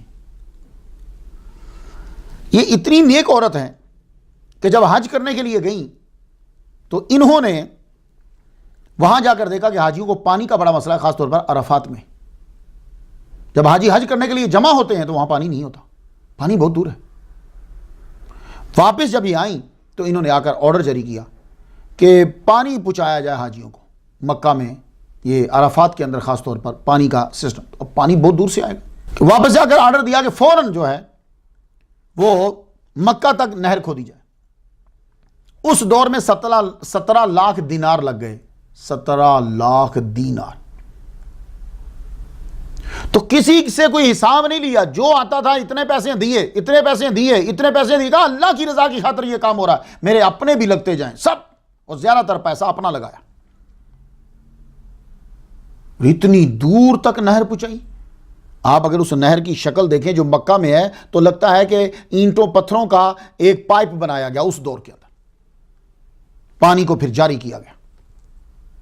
آج بھی اگر آپ جائیں تو جبل رحمت کے نیچے آپ کو ٹوٹی ہوئی نہر زبیدہ ملے گی، میں نے اس کو دیکھا ہے، اور عرفات کے اندر آپ کو وہ جگہ بھی ملے گی جہاں پانی جمع ہوتا تھا، پھر حاجی وہاں سے پیتے تھے۔ 1344 ہجری میں یہ ڈیمیج ہوئی، 1344 ہجری میں ڈیمیج ہو گئی ہے، کیوں؟ فلڈ آیا تھا، ٹوٹ گئی، کوشش کی گئی کہ اس کو پھر سنوارا جائے، لیکن 1400 ہجری میں ٹوٹل طور پر یہ بند ہو گئی، کئی جگہوں سے یہ ٹوٹ گئی۔ آپ اس کے کبھی رستے تلاش کیجئے گا کہ اس عظیم عورت نے کتنی محنت کر کے اور وہ نہر کو کہاں کہاں سے گزارا ہے۔ اللہ اکبر جل شانہ۔ اللہ کے بندو، کبھی اپنے بھی نہری نظام کی تعریف کر دو۔ اس عظیم عورت نے مکے میں حاجیوں کے لیے پانی کہاں سے لے کے کہاں تک پہنچایا۔ جبل رحمت کے باٹم میں آپ کو ابھی بھی نظر آئے گا۔ ملکہ زبیدہ کا اصلی نام جو ہے وہ ہے ام جعفر سکینہ امۃ العزیز۔ یہ زبیدہ ان کا نام نہیں ہے، وہ اس لیے میں سمجھا کہ شاید یہ ٹائٹل دوسروں کو بھی ہے، تو میں نے خیزران کے ساتھ بھی ملکہ زبیدہ لگا دیا۔ یہ ملکہ زبیدہ اصل میں ٹائٹل دیا گیا، اس زبیدہ کا معنی ہوتا ہے مکھن کا چھوٹا سا پیڑا، لٹل بٹر بال، مکھن کا چھوٹا سا پیڑا زبیدہ کا میننگ ہے۔ اصل ان کا نام جو ہے وہ ام جعفر سکینہ امۃ العزیز ہے۔ آپ خیزران کی سگی بھانجی ہیں۔ اب ان کے محل میں ہر وقت قرآن مجید کی تلاوت چلتی رہتی تھی۔ وہ کیسے؟ کہ آپ کے گرد جو نوکرانی یا لونڈیاں رہتی تھیں، شرط یہ تھی کہ وہ رہے گی جو قرآن کی حافظہ ہو۔ تو یہی وجہ ہے کہ ڈیوٹی چینج ہوتی تھی تو قرآن عورتیں پڑھتی رہتی تھیں۔ اللہ اکبر جل شانہ۔ دیکھا آپ نے، عورتیں کم تر نہیں ہیں۔ عورت کو جب چیز کی سمجھ آتی ہے تو اس سے بڑھ کر پکا کوئی نہیں ہوتا۔ سمجھ آ جائے، اس راستے پہ لگ جائے وہ۔ تو حضرت بہلول دانا رحمۃ اللہ علیہ کا جو واقعہ ان سے ریلیٹڈ ہے وہ یوں ہے، جو ہم لوگوں سے سنتے آ رہے ہیں، میں نے اپنے والد سے بھی سنا کہ ایک دن حضرت بہلول العباسی رحمۃ اللہ علیہ ریت کے گروندے بنا رہے تھے۔ اولیاء کی نظر جو ہوتی ہے نا وہ لوہے محفوظ پر ہوتی ہے، وہ وہاں سے پڑھ لیتے ہیں۔ یہ لوہے محفوظ اللہ کے لیے نہیں ہے، کیونکہ لوہے محفوظ پر لکھا ہوا ہے۔ تو لکھا کس نے؟ قلم نے۔ تو لکھوایا کس نے؟ اللہ نے۔ تو کیا اللہ تعالیٰ ڈکٹیشن املا کرواتا رہا جیسے ہم کسی کو بندے کو بولتے ہیں لکھو، یا جیسے کوئی آدمی کسی سے خط لکھواتا ہے، کیا اللہ اس طرح لکھواتا رہا کہ اللہ بولتا گیا؟ تو نہیں، اللہ نے فرمایا قلم سے کہا لکھ، تو قلم نے لکھ دیا۔ یعنی اللہ تعالیٰ نے حکم دیا اور قلم جو ہے وہ اس چیزوں کو پا گیا اور لکھنے لگ گیا۔ تو یہ لکھا کس کے لیے؟ اللہ نے اپنے لیے لکھا؟ نہیں، اللہ کو تو معلوم ہے سب۔ لکھتا تو وہ آدمی ہے کہ جب کبھی بھول جائے تو وہ وہاں جا کر دیکھ لے کہ کیا لکھا ہوا ہے، اصل کیا ہے۔ تو اللہ تو نہیں بھولتا، اللہ کے پاس تو علم ہے۔ یہ لوہے محفوظ اولیاء کے لیے ہے۔ تو حضرت بہلول الکوفی العباسی رحمۃ اللہ علیہ لوہے محفوظ پہ دیکھ چکے ہیں۔ اب جب ملکہ زبیدہ پاس سے گزری تو آپ اس وقت گروندے بنا رہے تھے، تو ہارون الرشید ساتھ تھا۔ کہنے لگا کیا کر رہے ہو؟ کہنے لگے جنت میں مکان بیچ رہا ہوں، جنت میں مکان بیچ رہا ہوں۔ گفتگو جو ہے وہ مجنوؤں والی تھی، لیکن معنی اور مفہوم اصلی تھا۔ آپ کو پتا تھا کہ اب لے گا کون۔ اچھا کتنے میں بیچ رہے ہو؟ کہا جی 10 درہم میں۔ اب آپ ہی بتاؤ، 10 درہم میں تو دروازہ نہیں آتا، بلکہ دروازے کا شاید تالا بھی نہ آتا ہو، لاک بھی نہ آتا ہو، تو جنت میں محل 10 درہم کا ہوگا، 10 روپے کا ہوگا؟ نہیں۔ تو پھر پرائس بتا رہی ہے کہ بات کچھ اور ہے۔ اب عقیدت سے بھری ہوئی، ولیوں کی تعظیم کرنے والی اس عظیم عورت ملکہ زبیدہ ام جعفر سکینہ امۃ العزیز کہنے لگی میں اگر دوں تو مجھے مل جائے گا؟ کہا ہاں۔ تو انہوں نے دے دیے۔ ہارون الرشید ہنستا رہا۔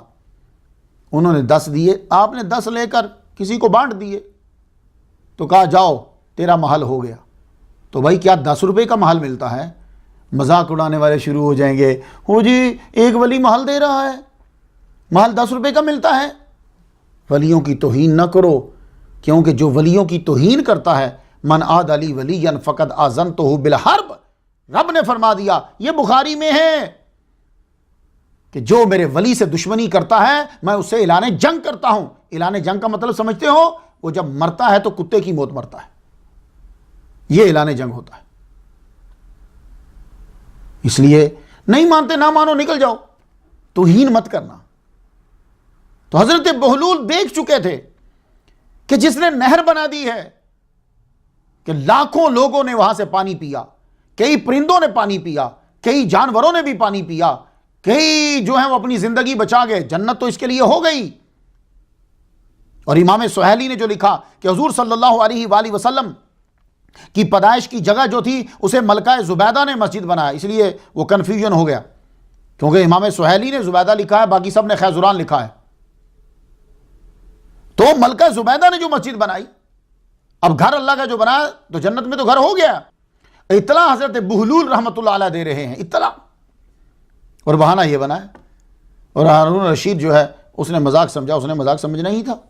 لیکن رات کو جب وہ سویا تو کیا دیکھتا ہے کہ محل سامنے ہے اور اوپر ملکہ زبیدہ کا نام لکھا ہوا ہے. تو اسے سمجھ آ گئی, اور اسے بتلا دیا گیا کہ یہ کل انہوں نے تو محل لیا, تو نے نہیں پیسے دیے, یہ تیری بیگم کا محل ہے, تو اندر داخل نہیں ہو سکتا. تو اسے معلوم ہو گیا. پھر اب آگے لوگ کہتے ہیں کہ دوسرے دن جب آ کر کہا کہ مجھے بھی دے دو, تو کہا نہیں, دیکھ کر ہم سودا نہیں دیتے. دیکھا ایک عورت نے کتنا عظیم کام کیا. کیا میری بہنوں کو یہ یاد نہیں؟ کیا انہیں نہیں پڑا کہ ملکہ زبیدہ نے حاجیوں کے لیے کتنی بڑی نہر جو ہے وہ کھود دی اپنے پیسے لگا کر؟ ملکہ زبیدہ ان سے بڑی کوئی سٹار ہوگی کوئی؟ لیکن یہ تو دیکھو کہ ان کے گھر کے اندر کیا ہے. کسی نے تو 600 تک بھی کہا ہے. میں نے ایک جگہ پڑھا کہ 50 ان کے گرد رہتی تھی اور 50 کی 50 قرآن کی حافظہ تھی. اب آپ کسے بناتی ہیں اپنی پسندیدہ, یہ آپ پہ ڈیپینڈ کرتا. لیکن یہ میں بتا دوں, عورتیں مردوں سے کم نہیں ہیں, نیکیوں میں بھی قدم ملا کے چلی. آدمی نے جب آنا ہے تو پھر جانا تو ہے ہی. اللہ کے علاوہ کوئی ایسا نہیں کہ جس پر کل من علیہ فان, کہ جس کے اوپر فان نہیں ہے. چاہے ایک آن ہو, چاہے بڑھ کر ہو, فان تو ہوگا ایک آن کے لیے چاہے ہو. کتاب الفاضل فی صفت الادب الکامل, عربی کی جو کتاب ہے اس کا صفحہ 254 ہے. اس کے مؤلف ہیں حضرت علامہ محمد بن احمد بن اسحاق بن یحییٰ الوشاح.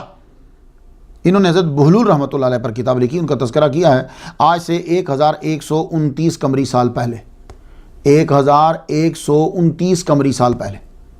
تو اس کتاب کا نیچے حاشیہ, نیچے جو حاشیے میں لکھا ہوا ہے کہ آپ کا وصال 190 ہجری میں ہوا.